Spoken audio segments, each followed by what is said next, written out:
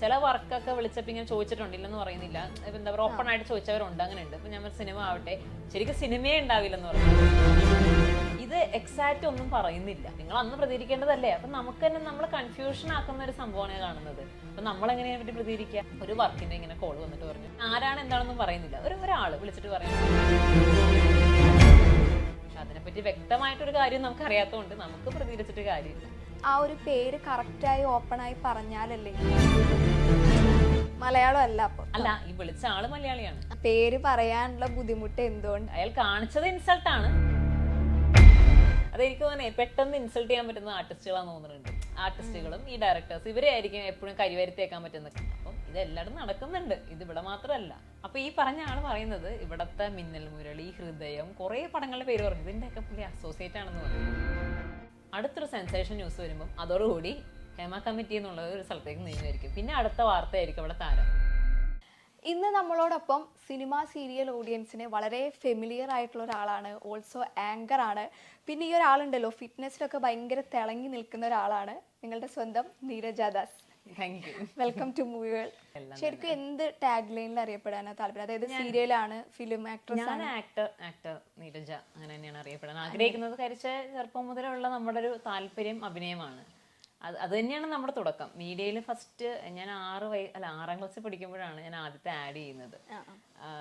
അപ്പം അത് എന്താ പറയുക, നമ്മുടെ ഒരു ആക്ടിങ് സ്കില്ല് നമ്മുടെ ചെറിയ പ്രായം മുതൽ നമ്മൾ സ്കൂൾ ടൈമിൽ കാണിക്കുന്നുണ്ട്. പിന്നെ എൻ്റെ അമ്മ അച്ഛൻ ഭയങ്കര സപ്പോർട്ടാണ് ഈ ഒരു കാര്യത്തിന്. അപ്പം അമ്മയാണ് ശരിക്കും നമ്മളെ ഒരു സ്റ്റെപ്പിംഗ് സ്റ്റോൺ എന്ന് പറയണം. നമ്മളെ ഇപ്പം ഈ പറഞ്ഞ നമ്മുടെ ആങ്കറിങ് എന്ന് പറയുമ്പം ഞാൻ കൈർലി ചാനലാണ് ആങ്കറായിട്ട് സ്റ്റാർട്ട് ചെയ്തത്. അപ്പം മുതലേ അമ്മയുടെ സപ്പോർട്ടുണ്ട് അടുത്തയിലേക്ക് പോകാനും. പിന്നെ അത് കഴിഞ്ഞിട്ട് മനോരമയിൽ ഫസ്റ്റ് പ്രോജക്റ്റ് നമ്മൾ ചെയ്യുന്ന NLC സാറിൻ്റെ പട്ടുസാരി എന്ന പ്രോജക്റ്റിലൂടെയാണ് വരുന്നത്. അപ്പം അവർക്ക് ഭയങ്കര താല്പര്യമാണ്. ഇപ്പം ഞാൻ പറഞ്ഞ താല്പര്യമില്ലാത്ത ഒരു പാരൻസ് ഒക്കെ ആണെങ്കിൽ നമ്മൾ ഭയങ്കരമായിട്ട് ബുദ്ധിമുട്ടിയേനെ. അപ്പം അത് ഭയങ്കരമായിട്ടുള്ളതുകൊണ്ടും പിന്നെ ഞാൻ എപ്പോഴും അറിയപ്പെടാൻ ആഗ്രഹിക്കുന്നത് അങ്ങനെയാണ്. പിന്നെ കൂടെ തന്നെ ഈ ഒരു സംസാരം ഭയങ്കര ഇഷ്ടമാണ്, സംസാരിക്കാനും. ഞാൻ ചെറിയ പ്രായം മുതലേ വളരെ ടോക്കറ്റീവാണ്, അങ്ങനത്തെ ഒരു നേച്ചറുണ്ട്. അപ്പം പിന്നീട് നമ്മൾ ഈ വെറുതെ സംസാരിക്കുന്നതുകൊണ്ട് കാര്യമില്ലല്ലോ, ഇതെങ്ങനെ നമുക്ക് പ്രയോജനമാകാം. അപ്പം നമ്മൾ പിന്നെ ആങ്കർ ഷോസ്, സ്റ്റേജ് ഷോസ് ആണെങ്കിലും MC ആയിട്ടും ചെയ്യുന്നുണ്ട്, അതുപോലെ ചാനൽസിലൊക്കെ. പിന്നെ നമ്മൾ മെയിൻ സ്ട്രീം ആക്ടിങ് ആയതുകൊണ്ട് ഞാൻ അതിൽ അങ്ങനെ ഒരു കോൺസെൻട്രേഷൻ കൊടുത്തില്ല എന്നുള്ളതാണ് കാര്യം. അങ്ങനെ. പക്ഷെ എനിക്ക് തോന്നുന്നു മെജോറിറ്റി ആൾക്കാരോട് ചോദിച്ചു കഴിഞ്ഞാല്, ഇപ്പൊ നീരജാന്ന് ചോദിച്ചു കഴിഞ്ഞാല് സീരിയൽ ആക്ട്രസ് ആണെന്നാണ് കൂടുതൽ. അല്ല, ഞാൻ ചെയ്ത വർക്കുകൾ ഇപ്പം ശരിക്കും ഒരു 7-8 പ്രോജക്റ്റ് കഴിഞ്ഞു ടെലിവിഷൻ ഇതില്. അതായത് 2013 സ്റ്റാർട്ട് ചെയ്തത്. അപ്പം അതിനകത്ത് തന്നെ ഭാഗ്യലക്ഷ്മിയിലാണ് ഞാൻ ലീഡായിട്ട് വരുന്നത്, സൂര്യ ചാനലിൽ. അതൊന്ന് 4 years ഒക്കെ പോയത്. അപ്പം നമ്മൾക്ക് ആ ഒരു ഇതുണ്ട്. അത് വെച്ചാൽ അത് മോശമല്ല, കാര്യം നമ്മൾ അതിൽ നിന്ന് കുറേ കാര്യങ്ങൾ പഠിച്ചിട്ടുണ്ട്. കാര്യം നല്ല ടീമിനൂടെ വർക്ക് ചെയ്യുമ്പോൾ എപ്പോഴും നമ്മൾ കുറേ കാര്യങ്ങൾ ലേൺ ചെയ്യും.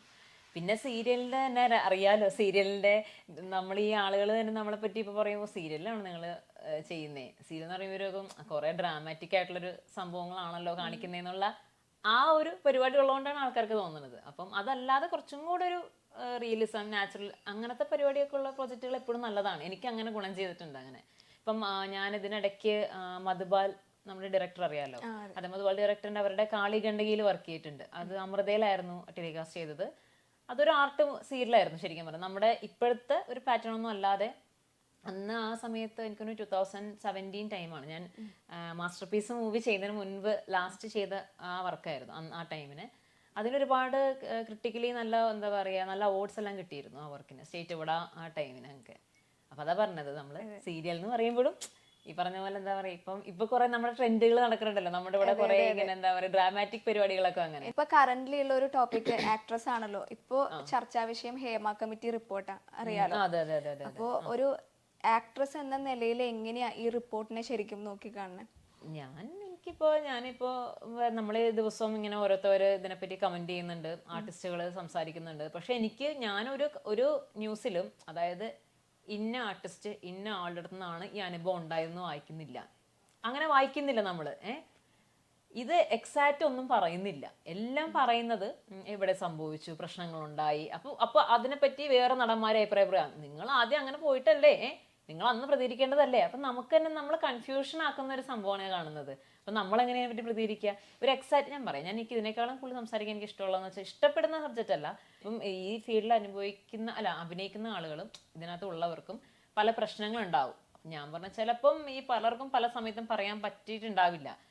പിന്നെ ഞാൻ പറഞ്ഞു അതിപ്പോ ഇങ്ങനെയൊക്കെ വരുമ്പം ഞാൻ പറഞ്ഞു നമുക്കിത് നമ്മളിതിനെ അറിയില്ല ഇതിനെപ്പറ്റി എന്താ പറയേണ്ടതെന്ന്. ശരിക്കും ഇതിനെപ്പറ്റി നമ്മളിതിനകത്ത് വന്നിട്ടില്ല. ഇപ്പൊ എനിക്ക് ഇങ്ങനത്തെ അനുഭവം ഞാൻ പറയാം, എനിക്കൊരു ഓപ്പൺ ആയിട്ട് പറയുകയാണെങ്കിൽ ചില വർക്കൊക്കെ വിളിച്ചപ്പോൾ ഇങ്ങനെ ചോദിച്ചിട്ടുണ്ടില്ലെന്ന് പറയുന്നില്ല, ഇപ്പൊ എന്താ പറയുക ഓപ്പൺ ആയിട്ട് ചോദിച്ചവരുണ്ട്, അങ്ങനെ ഉണ്ട്. ഇപ്പൊ ഞാൻ സിനിമ ആവട്ടെ, ശരിക്കും സിനിമയെ ഉണ്ടാവില്ലെന്ന് പറഞ്ഞാൽ അങ്ങനെ വിളിക്കുന്നവർ സിനിമയെ ചെയ്യുന്നുണ്ടാവില്ല, വെറുതെ അവർക്ക് അത് മാത്രമായിരിക്കും. ഇപ്പൊ ഈ റീസെന്റ് ആയിട്ട് തന്നെ എനിക്ക് ഇപ്പൊ നമ്മൾ പാർട്ട്നേഴ്സ് കഴിഞ്ഞപ്പോൾ തന്നെ ഒരു വർക്കിന്റെ ഇങ്ങനെ കോള് വന്നിട്ട് പറഞ്ഞു, എന്താ പറയുക, ഞാൻ ആരാണ് എന്താണെന്നും പറയുന്നില്ല, ഒരാൾ വിളിച്ചിട്ട് പറയാണ് അവരിങ്ങനെ ഒരു പ്രൊഡ്യൂസർ ആയിരുന്നു, ഇങ്ങനെ വർക്ക് ചെയ്തിട്ടുണ്ട്, കുറച്ച് വർഷം മുൻപാണെന്ന് അവർ പറഞ്ഞു. ഓക്കെ ശരി. അപ്പോൾ എന്നോട് ചോദിച്ചു, എന്നോട് ചോദിച്ചു ആളെങ്ങനെയാന്ന് ചോദിച്ചു എന്നോട്. ഞാൻ പറഞ്ഞു ആര്? ഞാനോ? അപ്പോൾ നമ്മുടെ വർക്കിന്റെ ഡീറ്റെയിൽസ് ഒന്നും അല്ല ചോദിക്കുന്നത്, ഞാൻ എങ്ങനെയാണെന്ന് ചോദിക്കാം. ഞാൻ പറഞ്ഞു ഞാൻ ഫ്രണ്ട്ലി ആണ്, നമ്മളെല്ലാവരും നമ്മൾ നന്നായിട്ട് വർക്ക് ചെയ്യുന്നെന്ന് പറഞ്ഞു. അല്ല എങ്ങനെയാണ്, കുറച്ച് ഇതാണോ, അടിച്ചുപൊളിയാണോ, മിങ്കിൾ ചെയ്യാനൊക്കെ എങ്ങനെയാണെന്നൊക്കെ ചോദിച്ചു. അപ്പോൾ എനിക്ക് ആ സംസാരം പോയപ്പം പിന്നെ പുള്ളി ഡീറ്റെയിൽസ് പറയാം, എനിക്ക് ഇന്ന സ്ഥലത്ത് ഇന്ന കുറേ മറ്റേ ഇതുണ്ട്, എൻ്റെ സ്ഥലമുണ്ട്, ഞാൻ ഡിവോഴ്സ്ഡ് ആണ്, ഇങ്ങനെയാണ് അങ്ങനെയാണെന്നൊക്കെ പറഞ്ഞു. അപ്പം നമുക്കൊരു കാര്യം മനസ്സിലായി, ഇത് വേറൊരു മോട്ടീവ് വെച്ച് സംസാരിക്കണത്, അല്ലാതെ ആ വിളിച്ച സിനിമയെ പറ്റി പറയുന്നുമില്ല. ആ സമയത്ത് നമ്മുടെ പാർട്ട്നേഴ്സ് ഇറങ്ങി നടക്കുന്ന സമയമാണ്, വെച്ചാൽ വർക്ക് നടന്നുകൊണ്ടിരിക്കുക തിയേറ്ററിൽ. എന്നാൽ പിന്നെ അതിനെപ്പറ്റി പറയാം, എന്ത് ക്യാരക്ടറാണ് ഇയാൾ ചെയ്തത്, ഇതിന് മുൻപ് വർക്ക് ചെയ്താണ്, ഇതൊന്നുമല്ല പറയുന്നത്. പിന്നെ എന്നോട് പറഞ്ഞു, ഞാൻ പറഞ്ഞു ഓക്കെ സിനിമയുടെ പറ്റി ചോദിച്ചപ്പോൾ ഞാൻ പറഞ്ഞു എന്ത് ക്യാരക്ടറാ, സ്റ്റോറി എന്താണെന്ന് വെച്ചു. എഗ്രിമെന്റ് വെക്കണം എന്ന് പറഞ്ഞു. അപ്പം ഞാൻ പറഞ്ഞു എഗ്രിമെന്റ് ഒന്ന് ചോദിച്ചു. ഞാൻ പറഞ്ഞു ആദ്യം നമുക്ക് കഥ വായിക്കണം, അല്ല കഥ അറിയണം എന്താണെന്ന് നമ്മള്. അപ്പൊ എന്ത് പറഞ്ഞു, അതിനകത്തൊരു ഫേമസ് ഒരു ആർട്ടിസ്റ്റ് തോന്നി, ഇയാളുടെ കൂടെ സീൻ ഉണ്ടോ, അത് പോരെന്ന് വെച്ച്.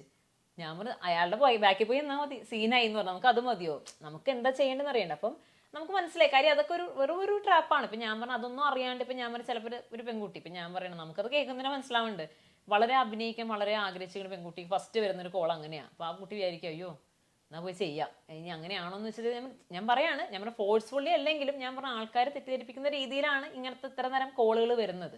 അപ്പൊ ഞാൻ പറഞ്ഞത് ഞാൻ പറഞ്ഞത്. പിന്നെ മറ്റേത് ഇപ്പൊ ഈ ഹേമ കമ്മിറ്റിയിലൊക്കെ വലിയ പ്രശ്നങ്ങളും വലിയ സംഭവങ്ങളായിരിക്കും, ഈ പറഞ്ഞ പോപ്പുലറായ ആളുകൾ ഇടപെടുന്ന കാര്യങ്ങൾ. പക്ഷെ അതിനെപ്പറ്റി വ്യക്തമായിട്ടൊരു കാര്യം നമുക്ക് അറിയാത്തതുകൊണ്ട് നമുക്ക് പ്രതികരിച്ചിട്ട് കാര്യമില്ല. ഇപ്പോൾ ഈ റിപ്പോർട്ടിൽ തന്നെ ഇപ്പൊ നീരജ് ഒരു പ്രൊഡ്യൂസറിന്റെ കാര്യം പറഞ്ഞു, ഇതുപോലെ കുറെ ആൾക്കാർ ഇപ്പൊ വന്ന് പുറത്ത് പറയുന്നുണ്ട് ഞങ്ങൾക്ക് ഇങ്ങനെ അനുഭവം ഉണ്ടായിട്ടുണ്ടെന്ന്. കുറച്ചുപേര് ഓപ്പൺ ആയിട്ട് പേര് വിളിച്ച് പറയുന്നുണ്ട്, കുറച്ചുപേര് അതേസമയം പേര് പറയുന്നില്ല, എനിക്ക് ഇങ്ങനെ ഉണ്ടായി എന്ന് മാത്രമേ പറയുന്നുള്ളൂ. അപ്പൊ ശരിക്ക് ആ ഒരു പേര് കറക്റ്റായി ഓപ്പൺ ആയി പറഞ്ഞാലല്ലേ അത് ആരാണ് എന്താണ് എന്ന് ജനങ്ങൾക്ക് അറിയാൻ പറ്റുള്ളൂ. ഇപ്പൊ ഈ ഒരു റിപ്പോർട്ട് വന്നതിന്റെ പിന്നാലെ തന്നെ കുറെ നടന്മാർക്ക്, ഫെമിലിയർ ആയിട്ടുള്ള ഒരുപാട് നടന്മാർക്ക് ഇവര് പ്രതിസ്ഥാനത്ത് എന്നുള്ള രീതിയിലാണ് മെജോറിറ്റി ആൾക്കാരും കാണുന്നത്. ശരിക്കും ആ പേര് എന്താണെന്ന് തന്നെ കറക്റ്റ് പറയണ്ടേ. ബുദ്ധിമുട്ട് ഞാൻ പറഞ്ഞത് ഏത് മേഖലയിലാണെങ്കിലും അനുഭവിക്കുന്നുണ്ടെങ്കിൽ ഞാൻ പറഞ്ഞ നമുക്ക് അതിൻ്റെതായ രീതിയിൽ എന്തെങ്കിലും ഒരു ആക്ഷൻ എടുക്കാൻ ആ സമയത്ത് തന്നെ നമ്മൾ കൊടുത്ത് അത് സോൾവ് ചെയ്യാം, അത്രേ ഉള്ളൂ. ഇതിപ്പം ഒരു 2 വർഷം മുൻപുണ്ടായ ഒരു കാര്യം അന്ന് നമ്മൾ സംഭവിച്ചിട്ട് പിന്നീട് നമ്മൾ വരുമ്പോഴത്തേക്ക് ഇതിന്റെ ഒരു വാല്യൂ കുറഞ്ഞു വരും അല്ലെ പിന്നീട് എടുക്കുന്നത്.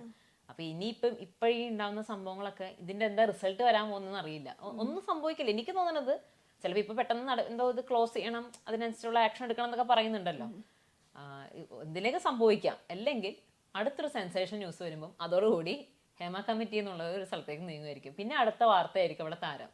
അതാണ് സംഭവിക്കുന്നത്. നമ്മുടെ നാട്ടിൽ അങ്ങനെയാണ് നടക്കുന്നത്.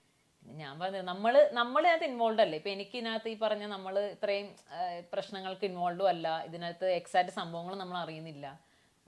ബുദ്ധിമുട്ട് എപ്പോഴും ആർക്ക് ഏത് രീതിയിലുള്ള ബുദ്ധിമുട്ടാണെങ്കിലും ആണുങ്ങൾക്കാവട്ടെ പെണ്ണുങ്ങൾക്കാവട്ടെ അത് അതിന്റെ രീതിയിൽ സംസാരിക്കും. രണ്ടുപേരും സേഫ് അല്ല.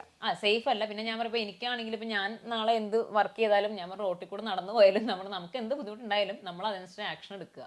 ഇപ്പൊ ഒരു ബസ്സിൽ വെച്ച് ഒരാൾ പ്രശ്നം ഉണ്ടാക്കിയാലും അല്ലേ ഞാൻ പറയാം എന്ത് ആൾക്കാർക്ക് അതിക്രമമാണ് പ്രശ്നമെങ്കിൽ അതിനെതിരെ നമ്മൾ എന്തെങ്കിലും ചെയ്യുക, സൊല്യൂഷൻ നേടുക, അത്രേ ഉള്ളൂ എന്ന് പറഞ്ഞാൽ. ഇപ്പൊ ഈ ഒരു സംഭവം പറഞ്ഞത് ആരോടെങ്കിലും പറഞ്ഞിരുന്നു എനിക്ക് ഇങ്ങനെ ഒരു അനുഭവം ഉണ്ടായി? ഇത് ഞങ്ങളെ പറഞ്ഞ് ചിരിച്ചു കളഞ്ഞ സംഭവമാന്ന് വെച്ചാല് അതെന്താന്ന് വെച്ചാല് ഇത് കേൾക്കണവർക്ക് അറിയാം. ഇത് വിളിക്കുമ്പോൾ തന്നെ അതായത് നമ്മളൊരു വർക്ക് പറയുമ്പോൾ ഇപ്പൊ ഞാൻ പോട്ടെ ഇപ്പൊ ചിലവർക്ക് ഇപ്പം ഫിനാൻഷ്യലി വലിയ ബഡ്ജറ്റുള്ള പടമായിരിക്കില്ല, പക്ഷെ അവർ വിളിച്ചിട്ട് പറയും നമുക്ക് എമൗണ്ട് ഒക്കെ കുറവായിരിക്കും, നമുക്ക് സ്റ്റോറി ഇതെല്ലാം കാര്യങ്ങൾ ഇങ്ങനെ തന്നെയായിരിക്കും, നിങ്ങൾക്ക് ചെയ്യാൻ ഇൻട്രസ്റ്റ് ഉണ്ടോ എന്ന് ചോദിക്കും. അപ്പൊ നമ്മൾ ആലോചിച്ചിട്ട് പറയും ആണല്ലേ ഓക്കെ ശരി നമുക്ക് നോക്കാം. അത് കഴിഞ്ഞു. അത് ചിലപ്പം അത് ഫോർവേഡ് ചെയ്യാൻ ചിലപ്പോൾ അത് ഉണ്ടാവില്ല അവർക്ക്. ഇതങ്ങനെയല്ല. അപ്പൊ ഞാൻ പറയും നമ്മൾ ഈ കോള് വിളിക്കുന്നതിന് നമുക്കറിയാം, വിളിക്കുമ്പോൾ തന്നെ നമ്മൾ ചെയ്ത വർക്കിനെ പറ്റി അറിയാനും താല്പര്യമില്ല. എന്നാൽ അവരെ പറ്റി കുറച്ച് അവർ വർക്ക് പരമായിട്ടുള്ള ഒരു ബൂസ്റ്റിംഗ് അല്ല അവർ ചെയ്തത്, അവരുടെ വേറെ പേഴ്സണൽ ആയിട്ടുള്ള കുറെ കാര്യങ്ങൾ പറയുന്നു, അവർക്ക് ഇന്നതുണ്ട്. അപ്പം നമുക്ക് മനസ്സിലായി കാര്യം ഇവര് വേറെന്തോ നമ്മളുമായിട്ടുള്ളൊരു കാര്യത്തിനാണ് അവർ ആഗ്രഹിക്കുന്നത്. അപ്പൊ അതിൻ്റെ ഒരു പേര് വെച്ചിരിക്കുകയാണ്, സിനിമയുടെ പ്രൊഡ്യൂസറാണ്, വലിയ പടമാണ്. അതൊക്കെ ഉണ്ടായിരുന്നു കേട്ടോ. വന്ന ഓഫർ എന്നൊക്കെ പറഞ്ഞു കഴിഞ്ഞാൽ ഒരു തമിഴിലെ വലിയ നടന്മാരുടെ ഒക്കെ പേര് പറഞ്ഞാൽ വന്നത്, ഇന്ന ആൾക്കാർ കൂടിയാണ് വർക്ക് ചെയ്യണമെന്നൊക്കെ പറഞ്ഞു വന്നിട്ട്. നമുക്കിതൊന്നും അറിയില്ലല്ലോ. അത് മലയാളം അല്ല. അപ്പൊ അല്ല, ഈ വിളിച്ച ആള് മലയാളിയാണ്, പക്ഷെ പറഞ്ഞ പ്രോജക്റ്റുകളൊക്കെ തമിഴാണ് പറയുന്നത്. നമുക്കത് കേട്ടപ്പോൾ തന്നെ മനസ്സിലായി. കാര്യം അതൊക്കെ നമുക്ക് മനസ്സിലാവും. ഇനിയിപ്പോൾ കുറേ ആൾക്കാർ, ഇപ്പൊ ഞാൻ പോകില്ല, വേറെ ഒന്നും വേണ്ട, നമ്മുടെ ഇൻസ്റ്റയിൽ പോലും ഇപ്പൊ ഷൂട്ടുകൾ വരുന്നുണ്ടല്ലോ, ഇപ്പൊ ഫോട്ടോഷൂട്ട്സ് കാര്യങ്ങൾ, അതുപോലെ ആൾക്കാർ ചിലപ്പം പ്രോപ്പർ അല്ലാത്ത ഇൻഫോർമേഷനും കണ്ട് നമുക്ക് മനസ്സിലാവും ഇതൊന്നും ജെന്യുവൻ അല്ലെന്ന് മനസ്സിലാവും. അപ്പം ജെന്യുവൻ ഇല്ലെന്ന് തോന്നുന്നിടത്ത് അപ്പം തന്നെ കട്ട് ചെയ്ത് കളയാം. പക്ഷെ ഈ കേസുകൾ അങ്ങനെ ആയിരിക്കില്ല. ഇത് ഒരുപക്ഷെ ഞാൻ പറഞ്ഞില്ലേ, പിന്നെ പല കാര്യങ്ങളുണ്ടാവും. ചിലപ്പം സ്മൂത്തായി പോയവരായിരിക്കും ഒരുപക്ഷെ ഒരു സമയത്ത് എന്തെങ്കിലും പ്രശ്നം ഉണ്ടാവും. അപ്പോൾ ഒരാൾക്കെതിരെ തിരിഞ്ഞു, അങ്ങനെയും വരാം അല്ലേ. നമ്മൾ തന്നെ പറയാം, നമ്മൾ തന്നെ ഇങ്ങനെ ഊഹിക്കാണ്, ഇങ്ങനെയായിരിക്കാം അങ്ങനെയായിരിക്കാം, നമുക്കറിയില്ല, വസ്തുതകളൊന്നും നമുക്ക് അറിയില്ല. അപ്പം അതിനെപ്പറ്റി പ്രതികരിക്കാതിരിക്കണം നല്ലത്. ഇപ്പോന്ന് വെച്ച് കഴിഞ്ഞാല് ഇപ്പൊ ഈ ഒരു ഹേമ കമ്മിറ്റി റിപ്പോർട്ട് വന്ന കാരണമാണ് കുറെ ആൾക്കാർ ഈ ഒരു ടോപ്പിക്കിനെ കുറിച്ച് വന്ന് സംസാരിക്കുന്നത്. എനിക്ക് ഇങ്ങനെ സംഭവിച്ചിട്ടുണ്ട് എന്ന് പറയുന്നത്. പക്ഷെ ഇത് പറഞ്ഞ മെജോറിറ്റി ആൾക്കാരും, അതെ, മെജോറിറ്റി ആൾക്കാർക്കും കുറെ വർഷം മുമ്പ് ഉണ്ടായ സംഭവങ്ങളൊക്കെ പറയുന്നത്.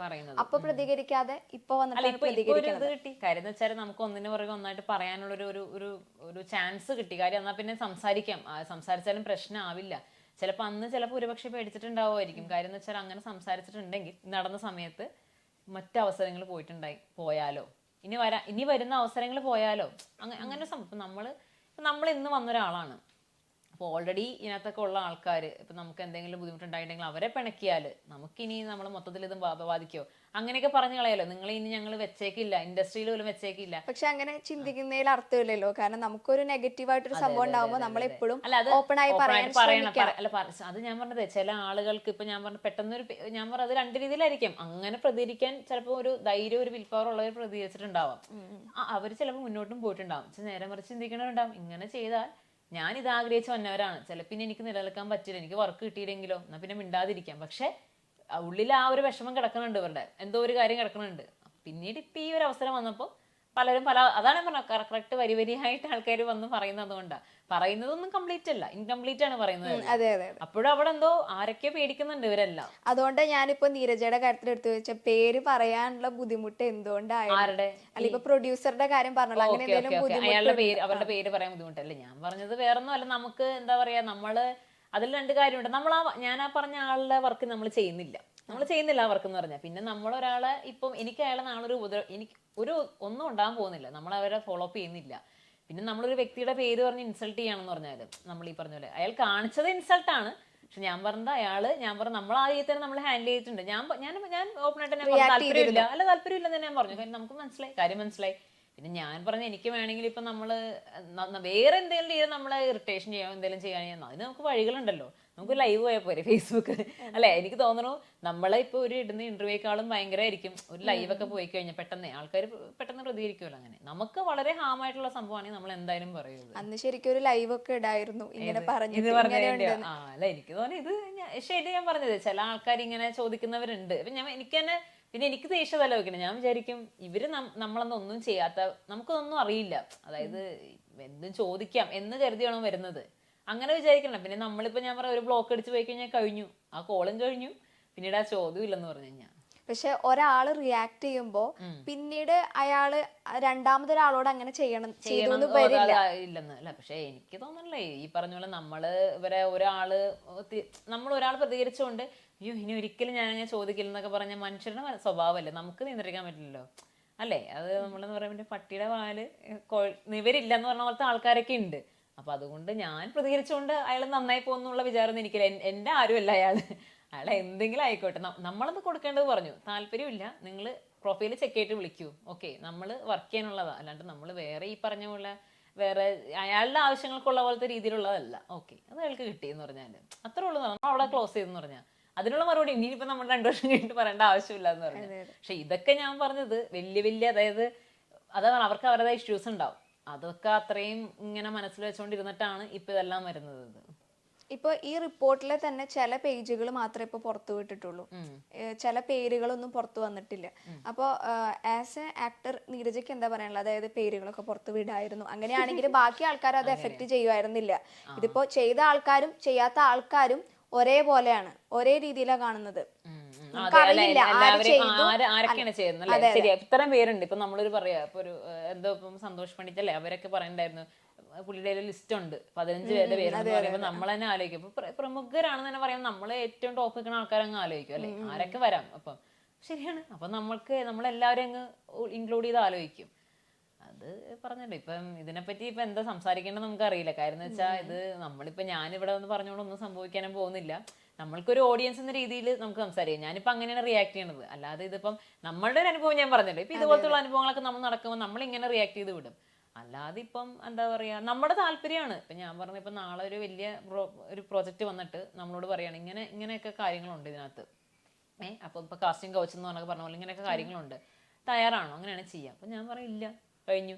ഞാനത് പോയി ശേഷം പിന്നീട് നമുക്ക് പിന്നെ പറഞ്ഞൊരു കാര്യമില്ലല്ലോ. കാര്യം അത് ചെയ്യുമ്പോൾ തന്നെ നമുക്ക് നെഗറ്റീവ് ആണെങ്കിൽ എന്തെങ്കിലും നെഗറ്റീവ് വരും, അതാണ്. അപ്പൊ നമ്മളത് മാറിയിരിക്കുക, അത്രേ ഉള്ള കാര്യം. നമുക്ക് പറ്റുന്ന വർക്കുകൾ ചെയ്യുക. ഇതിപ്പം ഞാൻ പറയാം, ഈ പറഞ്ഞ ഇതിലൂടെ ഫേസിലൂടെ കടന്നു പോയവർക്ക് ഇതിനെപ്പറ്റി റിയാക്ട് ചെയ്യാൻ പറ്റുള്ളൂ എന്തായാലും. അപ്പം എന്നെ സംബന്ധിച്ചിട്ട് ഞാൻ എന്താ പറയുക, നമ്മളിതൊക്കെ കണ്ടോണ്ടിരിക്കുന്ന ഒരു നോർമൽ ഓഡിയൻസ് എന്ന രീതിയിൽ മാത്രമേ ഞാൻ ഇതിനെ എടുക്കുന്നുള്ളൂ എന്തായാലും. പക്ഷെ ആൾക്കാർ ചോദിക്കും, കാരണം ഒരു ആക്ട്രസ് ആയ കാരണം ഇങ്ങനെ ഉണ്ടായിട്ടുണ്ടോ എന്ന് ചോദിക്കും. അല്ലേ, ഞാൻ പറഞ്ഞത് എനിക്കിപ്പം ഞാൻ എന്നോട് പറയാനും നമ്മൾ ഇൻഡസ്ട്രി വന്നിട്ട് ആരെങ്കിലും എനിക്ക് വന്നിട്ട് മോശനം ഉണ്ടായെന്ന് വെച്ചാൽ എനിക്ക് മോശനം ഉണ്ടായിട്ടില്ല. സീരിയസ് ആയിട്ട് എനിക്ക് മോശനം ഉണ്ടായിട്ടില്ല. കാര്യം പിന്നെ ഞാൻ കൂടുതൽ വർക്കുകൾ ഇപ്പൊ ചെയ്തു വരുന്നതേ ഉള്ളൂ. അതാണ് നെക്സ്റ്റ് തിങ് എന്ന് പറഞ്ഞു. ഇപ്പൊ പക്ഷെ അതിനകത്ത് തന്നെ എനിക്കറിയാം കാര്യം എന്ന് വെച്ചാൽ നമ്മുടെ ഫ്രണ്ട് സർക്കിൾ ആണെങ്കിലും നമ്മൾക്ക് വർക്ക് ചെയ്യാൻ പറ്റുന്നവരാണോ ഇവര് എന്നുവെച്ചാൽ നമുക്കത് മനസ്സിലാവും. നമ്മളിപ്പം ഇപ്പൊ ചിലപ്പോൾ ഒരുപക്ഷെ ഇപ്പൊ കൃഷ്ണൻ എന്ന് പറഞ്ഞല്ലോ, എന്താണ് ഒരു ഗ്യാപ്പ് വരുന്നതെന്നൊക്കെ ചോദിച്ചല്ലോ. അപ്പൊ നമ്മൾ ആ ഒരു പ്രോപ്പറായിട്ട് വർക്ക് ചെയ്ത് പോകാം, ആ ഒരു അറ്റ്മോസ്ഫിയറിലാണ് നമ്മൾ നിൽക്കുന്നത്. അങ്ങനെയുള്ളപ്പോൾ നമ്മൾ അത് മാത്രമേ ഫോക്കസ് ചെയ്യുന്നുള്ളൂ. അതേസമയം നമ്മൾ ഈ വരുന്നത് മുഴുവനും എന്ന് പറഞ്ഞാൽ എല്ലാം റൈറ്റ് ആണെന്നില്ല. അപ്പൊ നമ്മൾ ഈ പറഞ്ഞ പോലെ നമുക്ക് കുറച്ച് പരിപാടികളും നെഗറ്റീവ് പരിപാടികളും ഇതെല്ലാം കിട്ടാൻ ചാൻസ് ഉണ്ട്. ഞാൻ മാക്സിമം അതിൽ നിന്നൊക്കെ ഒഴിവാക്കി ഇരിക്കും. അത് സീരിയലിൽ വരുമ്പം എനിക്ക് തോന്നുന്നു ഇങ്ങനത്തെ ഒരു വിഷയം അവിടെ അങ്ങനത്തെ സിറ്റുവേഷൻ ഇല്ല. ശരിക്കും പറഞ്ഞാൽ ഒരു പരിധി വരെ ആൾക്കാർക്ക് അങ്ങനെ സീരിയലിൽ എപ്പോഴെങ്കിലും സംസാരിച്ചിട്ടുണ്ടോ എന്ന് ആലോചിച്ച് നോക്കേ. ഇപ്പൊ ഈ വന്നത് മൊത്തം സിനിമയുടെ കേസ് പറഞ്ഞല്ലേ വന്നത്. പക്ഷെ ഒരു കാര്യമുണ്ട്, ഇപ്പൊ ലേറ്റസ്റ്റ് ആയിട്ട് ഗായത്രി ഒരു ആർട്ടിസ്റ്റ് വന്നിട്ട് പറഞ്ഞു. ഗായത്രി ഏത് ആർട്ടിസ്റ്റ് ആണ്? നമ്മൾ ഗായത്രി ഹർഷ എന്നൊരു ആർട്ടിസ്റ്റ് ഉണ്ട്, സീരിയൽ ആർട്ടിസ്റ്റ് ഉണ്ട്. അപ്പൊ അവരിപ്പൊ ലേറ്റസ്റ്റ് വന്ന് പറഞ്ഞത് അവര് സീരിയലില് ഇതുപോലൊരു പ്രശ്നം പറഞ്ഞപ്പോ അവരെ സീരിയലിൽ നിന്ന് ഒഴിവാക്കി. അതായത് അവർക്ക് പിന്നെ സീരിയലിൽ ചാൻസ് കിട്ടിയിട്ടില്ല എന്നാണ് അവര് പറഞ്ഞത്. അപ്പൊ ഇപ്പൊ സീരിയലില് ഇങ്ങനെ എനിക്ക് തോന്നുന്നത് എന്താന്ന് വെച്ചാലേ, ഇതിപ്പം ഇപ്പൊ ഇതൊക്കെ എല്ലാവർക്കും അവൈലബിലിറ്റി കൂടുതലായതുകൊണ്ടേ ഇപ്പം ഞാൻ പറയാം, ചോദിക്കാൻ ചാൻസ് കൂടുതലാവുമ്പം എല്ലാവരും ഒരേപോലെ ചോദിക്കും. ഇപ്പം ഒരു അവസരം കിട്ടിയപ്പോൾ എല്ലാവരും അവർക്കുണ്ടായ ബുദ്ധിമുട്ട് തുറന്നു പറയുന്ന പോലെ തന്നെ അപ്പൊ ഞാൻ പറയാണ് ഇങ്ങനെ അപ്പൊ അവർ പറയാം ഇങ്ങനെ ചോദിക്കാം. ഇപ്പൊ ഞാനൊക്കെ ഞാൻ പറഞ്ഞ പ്രോജക്റ്റ് ഇപ്പം ഭാഗ്യലക്ഷ്മി ആവട്ടെ, പട്ടുസാരി ആവട്ടെ, നമുക്ക് അവിടെ പിന്നെ വേറൊരു കാര്യം ഞാൻ പറയാം കേട്ടോ. നമുക്ക് ഉണ്ടായ വേറെ അനുഭവം എന്ന് വെച്ചാൽ, ഇപ്പോ അവിടേക്ക് ഒരു ആർട്ടിസ്റ്റ് വരികയാണ്. ഒരു ആർട്ടിസ്റ്റ് വരുമ്പോൾ അവിടെ ആർക്കെങ്കിലും ചിലപ്പോൾ ഒരു താല്പര്യങ്ങളുണ്ടാവും. ഈ പറഞ്ഞ ഡയറക്ടർ ആവാം, പ്രൊഡ്യൂസർ ആകാം. അങ്ങനെ വരുമ്പോൾ നമ്മുടെ സീനുകളിലൊക്കെ ചില വെട്ടലുകളും തിരുത്തലുകളൊക്കെ ഉണ്ടായിട്ടുണ്ട്. അതുണ്ടായിട്ടുണ്ട്, കാര്യം അതെനിക്ക് മനസ്സിലായിട്ടുണ്ട്. പിന്നെ അതുപോലെ തന്നെ ചില ആർട്ടിസ്റ്റ്, അത് ഞാൻ ഇന്ന ആളുടെ പേര് പറയുന്നില്ല, എനിക്ക് തുടക്കം ഞാൻ നേരിട്ട ഒരു പ്രശ്നം, ഞാൻ വേറെ ഏതോ ഒരു ഇങ്ങനെ ചോക്ലേറ്റ് പറഞ്ഞിട്ടുണ്ട്. അവരുടെയൊക്കെ പേര് പറയാൻ ഞാൻ പറഞ്ഞാൽ അവരുടെ പേര് പറയാന്ന് വെച്ചാല്, അത് ഞാൻ പറഞ്ഞത് അവര് കേൾക്കുമ്പോന്ന് വെച്ചാല് ഞാൻ പിന്നീട് നമ്മളത് കഴിഞ്ഞ് നമ്മൾ അവരായിട്ട് ഞാൻ പറഞ്ഞത് നമുക്ക് വേറെ ഒരു ഇത് വരുന്നില്ലല്ലോ. അവരായിട്ട് നമ്മൾ കോണ്ടാക്റ്റോ അല്ലെങ്കിൽ അവരായിട്ട് വേറൊരു ശത്രുതയോ ഒന്നും വെക്കുന്നില്ല. നമ്മൾ ആ സബ്ജക്റ്റ് കഴിഞ്ഞ് നമ്മൾ അതിൽ നിന്ന് വളർന്നേ വന്നിട്ടുള്ളൂ. നമ്മൾ അവർ കാരണം നമ്മൾ തളർന്നിട്ടില്ല. പക്ഷെ ഞാൻ പറയുന്നത് ഇങ്ങനത്തെ സംഭവങ്ങൾ നമുക്ക് ഉണ്ടായിട്ടുള്ളൂ. മേജർ ആയിട്ടുള്ളൊരു സംഭവം ഉണ്ടായെങ്കിൽ ഇപ്പൊ ഞാൻ അതാ പറഞ്ഞു, ഇപ്പൊ ഞാനിപ്പോ ഒരു സ്ഥലത്ത് ഷൂട്ട് ചെയ്യുന്നതിലാണ് എന്നെ ഒരാൾ പറഞ്ഞു പറ്റിച്ചു എന്ന് പറയുകയാണെങ്കിൽ നമുക്കൊന്ന് പറയാം, ഇന്നൊരാൾ തന്നെയാണ് അയാൾ എന്നെ പറഞ്ഞു പറ്റിച്ചു എന്ന് തന്നെ പറയാം. അത് ഞാൻ പറയുന്നില്ല, അങ്ങനെ സംഭവം എനിക്ക് ഉണ്ടാവുന്നില്ല. ഇതൊക്കെ ഞാൻ പറഞ്ഞത് ഒരു മൈനറായ കാര്യങ്ങളാണ്. ഇപ്പൊ ഞാൻ പറഞ്ഞത് ഭയങ്കര സീരിയലിലൊക്കെ വെച്ചാൽ അതുണ്ടാവും. ഇപ്പൊ ഞാൻ പറയാം ഏത് ഫീൽഡിലാണെങ്കിൽ ഉണ്ടാവില്ല. ഇപ്പം ഒരു ഈഗോ ക്ലാഷ് ഉണ്ടാകാം, അങ്ങനെ ഉണ്ടാവാം. അപ്പൊ നമ്മളോട് ചിലർക്ക് ഒരു പെരുമാറ്റം പ്രശ്നം ഉണ്ടാകാം, അങ്ങനെ ഒരു കാര്യം ഉണ്ടാവുമല്ലോ. അപ്പൊ അതുകൊണ്ട് ഇപ്പൊ നമ്മുടെ മാത്രം ഒരു ബുദ്ധിമുട്ടായിരിക്കാം. ഇപ്പൊ നമ്മൾ എന്നത് പറയുമ്പോൾ അവരും വന്ന് നാളെ പ്രതികരിക്കും. പിന്നെ ഞാൻ പറയും ഇതിന് പിടിച്ച് ഇതിന്റെ പുറകെ പോകണമെങ്കിൽ അങ്ങനെ പോകാം, അല്ല ഒരൊറ്റ വാക്കി പറഞ്ഞു നിർത്തണമെങ്കിൽ നമുക്ക് നിർത്താം. പക്ഷെ എനിക്ക് തോന്നുന്നു ഇപ്പോൾ ഓഡിയൻസ് കാണുകയാണെങ്കിലും വിചാരിക്കുക എന്തുകൊണ്ട് പേര് പറഞ്ഞില്ല, അത് പേടിച്ചിട്ടായിരിക്കും. സ്വാഭാവികമായിട്ടും കമന്റ്സ് വരിക, ഓക്കെ ഇനിയുള്ള ഓഫർ കിട്ടില്ല എന്നുള്ള പേടികാരനായിരിക്കും. അറിയാലോ, നീരജയ്ക്ക് തന്നെ അറിയാലോ, അങ്ങനെ ആൾക്കാർ പറയും. അല്ല ഞാൻ പറഞ്ഞില്ല, എനിക്ക് സീരിയലിന്റെ ഡയറക്ടേഴ്സിൽ നിന്നും ഒരു പ്രശ്നം ഉണ്ടായിട്ടില്ല. ഞാനൊരു ഡയറക്ടറിന്റെ പേരും ഞാൻ പറയുന്നില്ല. ഞാൻ പറഞ്ഞത് നമ്മുടെ അതിന്റെ താഴത്ത് നിൽക്കുന്ന അസിസ്റ്റന്റ്, അസോസിയേറ്റുകൾ, ഇതൊക്കെ ഉണ്ട്. അത് വെച്ചാൽ പല ആൾക്കാർ പല ക്യാരക്ടേഴ്സുകൾ ഉണ്ടാവും. ഇത് നമ്മൾ ചിലപ്പോൾ ഇവനൊരു ഡയലോഗ് നമുക്ക് പ്രോംപ്റ്റ് ചെയ്ത് തരുന്നതിൽ പോലും ഇവർക്ക് ഈഗോ അടിച്ചിട്ട് ഇവർ നമുക്ക് നന്നായിട്ട് ചെയ്തു തരാത്തവരുണ്ടായിരുന്നു ആ സമയത്തൊക്കെ. നമ്മളെ പറ്റി ഇപ്പൊ നമ്മൾ പെർഫോം ചെയ്തിട്ട് പോലും പറയും ഓ ഇവരെന്താ ചെയ്യണേ, അങ്ങനെ കളിയാക്കുന്നവരുണ്ട്. ഞാൻ പറഞ്ഞു അവരെ വെച്ച് നോക്കുമ്പോൾ അവരൊക്കെ ഇപ്പോഴും അവിടെ തന്നെ ഇരിക്കുക. അങ്ങനെ നോക്കുവാണെങ്കിൽ ഞാൻ എങ്ങോട്ട് നമ്മൾ പിന്നെ നമ്മളുടെ അടുത്ത വർക്കിനോട്ട് പോയി കയറി പോകുന്നു. പക്ഷെ ഞാൻ പറഞ്ഞത് ഒരു വലിയൊരു പ്രശ്നമുണ്ട്, വലിയൊരാൾ എനിക്കൊരു ഓഫർ തരാമെന്ന് പറഞ്ഞിട്ട് നമ്മളെ കൊണ്ടൊരു സംഭവം നമ്മൾ ചെയ്യിക്കാന്ന് പറഞ്ഞ് കുറേ തന്നിട്ട് നമ്മളെ ഇട്ട് ഭയങ്കര ബുദ്ധിമുട്ടിച്ചിട്ടുണ്ടെങ്കിൽ അത് വിഷമം തന്നെയാണ്. കാര്യം എനിക്ക് അത് പറയാതിരിക്കാൻ പറ്റില്ലെന്ന് പറഞ്ഞാൽ. പിന്നെ ഇപ്പം എനിക്ക് ഇപ്പം ഞാൻ പറയാം, അത് ഇതൊന്നും അല്ല കേട്ടോ. ഇപ്പം ഹാപ്പി വെഡിങ് പ്രോജക്റ്റ് ചെയ്യുന്ന സമയത്തല്ല, അതിൻ്റെ കാസ്റ്റിംഗ് ഒക്കെ നടക്കുന്ന സമയത്ത് അത് സീരിയൽ ഞാൻ അഭിനയിക്കുന്ന കൊണ്ടെന്ന് പറഞ്ഞിട്ട് നമ്മൾ അതിൻ്റെ ഫോട്ടോഷൂട്ടൊക്കെ ചെയ്തതാ. സീരിയൽ ചെയ്യുന്നുണ്ടെന്ന് പറഞ്ഞിട്ട് അവർ പിന്നീട് വിളിച്ചില്ല എനിക്ക്. ഹാപ്പി വെഡിങ് എന്ന് പറഞ്ഞ പ്രോജക്റ്റ് ചെയ്യുന്ന സമയത്ത് അവരന്ന് കാസ്റ്റ് ചെയ്ത ആൾക്കാരുണ്ട്. ഇപ്പം നമ്മൾ ഫൈനൽ കാസ്റ്റ് അല്ല പറഞ്ഞത്, നമ്മളിപ്പോൾ ആദ്യത്തെ ഒരു ഓഡീഷനൊക്കെ കഴിഞ്ഞ് ചെല്ലുമ്പം അവർ ഓൾറെഡി നമ്മൾ ഓക്കെ പറഞ്ഞ് വെച്ചിട്ട് പിന്നീട് അവർ അറിഞ്ഞു അയ്യോ കുട്ടി സീരിയൽ ചെയ്യുന്നുണ്ടല്ലേ, അവർക്ക് അറിയായിരുന്നു സീരിയൽ ചെയ്യുന്നുണ്ടല്ലേ. അതെന്തുകൊണ്ടാന്ന് വെച്ചാൽ ഞാൻ നേരത്തെ പറഞ്ഞ സംഭവം, സീരിയൽ ചെയ്യുന്നുണ്ടെന്ന് പറഞ്ഞിട്ട് സിനിമ വേണ്ട, സിനിമയിലേക്ക് വിളിക്കണ്ട എന്ന് പറഞ്ഞൊരു ആറ്റിറ്റ്യൂഡ് ഉണ്ടല്ലോ, അങ്ങനെയുള്ളവരായിരുന്നു. അതിപ്പോൾ എനിക്ക് കോമൻറ്റ് പറയാലോ, ഞാൻ പറഞ്ഞല്ലോ ഹാപ്പി വെഡിങ് ടീമിന്റെ ആൾക്കാർ തന്നെയാണ്. ഞാൻ പറഞ്ഞു ഹാപ്പി വെഡിങ്ങിന്റെ അവരന്ന് നമ്മൾ പറഞ്ഞു ആ കുട്ടി അത് സീരിയൽ ചെയ്യുന്നുണ്ടല്ലേ, ഓക്കെ. ഒരു ക്യാരക്ടറായിരുന്നു അതിൽ അവർ കാസ്റ്റ് ചെയ്തത്. അവർ പറഞ്ഞില്ല അത് ഓക്കെ നമുക്ക് അറിയിക്കാമെന്ന് പറഞ്ഞു. അപ്പം എനിക്ക് വിഷമമായി. കാര്യം വെച്ചാൽ ഞാൻ പിന്നീട് ആലോചിച്ചതുകൊണ്ട് അന്ന് നമ്മൾ ലീഡ് ചെയ്തുകൊണ്ടിരിക്കുക ഭാഗ്യലക്ഷ്മി. അപ്പോൾ അവർ ഒരു പക്ഷെ ചിന്തിച്ചത് അതായിരിക്കും, വേണ്ട സീരിയൽ ചെയ്യുന്നത് വേണ്ട. പക്ഷേ പിന്നീട് ഞാൻ 2007 മാസ്റ്റർ പീസ് ചെയ്തു. ഞാൻ സീരിയൽ ചെയ്തിട്ടല്ലേ ഞാൻ വന്നത് ഞാൻ അല്ലേ. പക്ഷെ അന്ന് അവരത് ചിന്തിച്ചില്ല. ഞാൻ പറഞ്ഞു അത് ഓരോരുത്തരും ഓരോ മനുഷ്യരുടെ ചിന്താരീതിയായിരിക്കും എന്ന് പറഞ്ഞാൽ. ഞാൻ പറഞ്ഞു മറ്റേ രീതിയിലുള്ള എനിക്കൊരു അനുഭവങ്ങളും ഞാൻ പറഞ്ഞു ഇപ്പം നമ്മൾ ചെറിയ ഈഗോ ക്ലാഷ് ഉണ്ടവരുടെ പേരൊക്കെ പറയേണ്ട ആവശ്യമില്ലല്ലോ എന്ന് പറയും. നമ്മളിതൊരു ഭയങ്കര ഗ്ലാമർ ഭയങ്കര ഗ്ലിറ്ററിങ് ഫീൽഡാണല്ലോ. നമ്മളെന്നും സ്ക്രീനിൽ വരുന്നു, ആൾക്കാർ കാണുന്നു, ഇഷ്ടപ്പെടുന്നു. അതുകൊണ്ടാണ് ഇവിടെ നടക്കുന്ന പ്രശ്നങ്ങൾ ആൾക്കാർക്ക് പറയാൻ ഇഷ്ടം.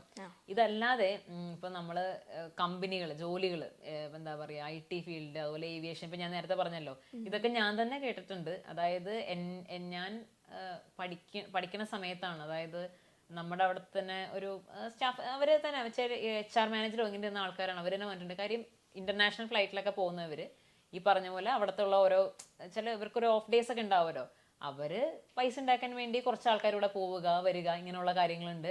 ഇപ്പം ഞാൻ പറയും ചിലപ്പോൾ അവർക്ക് അവിടെ ഒരു പ്രൊമോഷൻ കിട്ടാൻ വേണ്ടി അവർക്ക് എന്തെങ്കിലും വിട്ടുവീഴ്ച ചെയ്തിട്ടുണ്ടാവുക. ഞാൻ പറഞ്ഞതൊന്നും ആരും അറിയുന്നില്ല, വലിയ ഇന്റർനാഷണൽ ഫ്ലൈറ്റിലെ കാര്യങ്ങളാന്ന് പറഞ്ഞാൽ. അപ്പം നമ്മളിതൊന്നും അറിയുന്നില്ല. നമ്മൾ അറിയുന്നത് അതെനിക്ക് തോന്നുന്നത് പെട്ടെന്ന് ഇൻസൾട്ട് ചെയ്യാൻ പറ്റുന്ന ആർട്ടിസ്റ്റുകളാന്ന് തോന്നുന്നുണ്ട്. ആർട്ടിസ്റ്റുകളും ഈ ഡയറക്ടേഴ്സ് ഇവരെ ആയിരിക്കും എപ്പോഴും കരിവരുത്തേക്കാൻ പറ്റുന്നത്. കാര്യം ഇവരെന്താ ജനങ്ങൾക്ക് കുറെ ഇഷ്ടമാണ്, പക്ഷെ ആൾക്കാർക്ക് ആഗ്രഹമുണ്ട് ഇങ്ങനെയൊക്കെ ആവണമെന്ന്, പറ്റണമില്ല.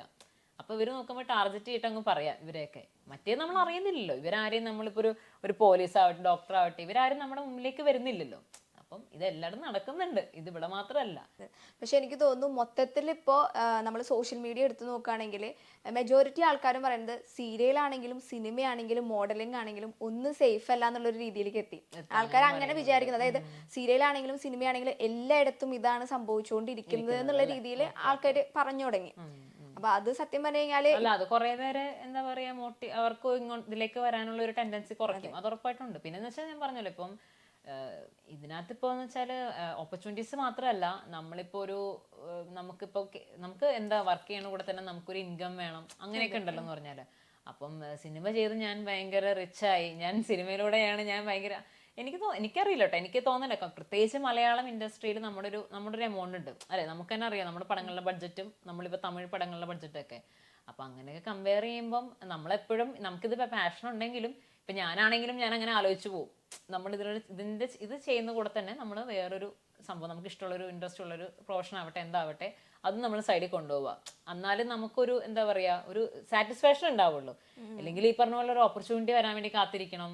ഓപ്പർച്യൂണിറ്റീസ് വരും, ഞാൻ പറഞ്ഞ ഒരു ഗ്യാപ്പ് വരും.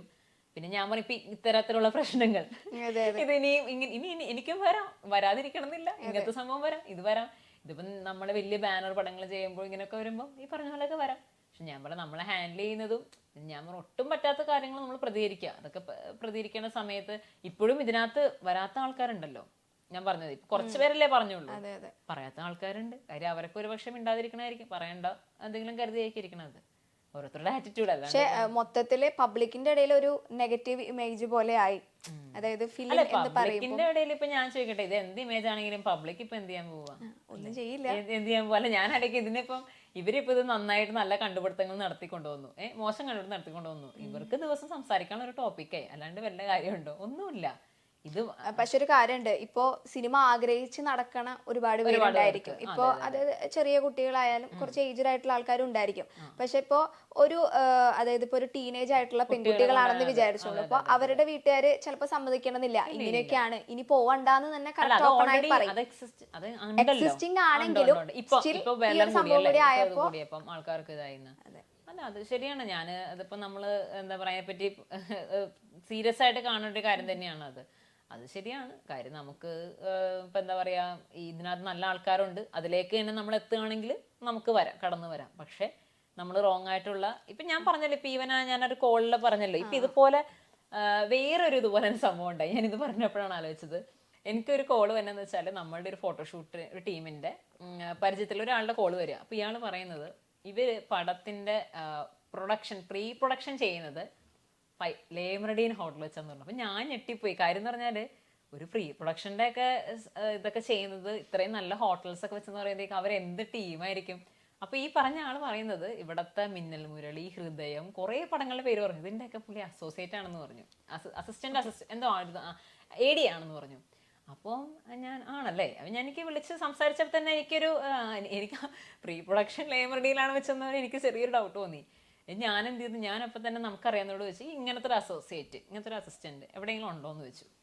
അതായത് ഈ പറഞ്ഞ ആൾ വിളിക്കുന്ന ആൾക്ക് കുറച്ച് ആർട്ടിസ്റ്റുകളെ വേണം, ഇവർ ഓഡീഷൻ ചെയ്യാം. പിന്നെ എന്ത് പറഞ്ഞതെന്നറിയോ, ക്ലോസ്ഡ് ഓഡീഷൻ ആണെന്ന് പറഞ്ഞു.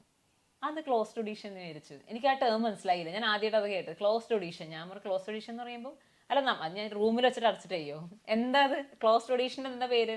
ഓഡീഷൻ എന്ന് പറഞ്ഞപ്പോൾ നമ്മളൊരു കാസ്റ്റിംഗ് കോൾ നമ്മൾ കാണുമ്പോൾ നമ്മൾ സെലക്ട് ആയി പോവുക, ചിലപ്പോൾ കുറേ ആൾക്കാരുണ്ടാവും, അങ്ങനെയല്ലേ നമ്മൾ കണ്ടിട്ടുള്ളൂ.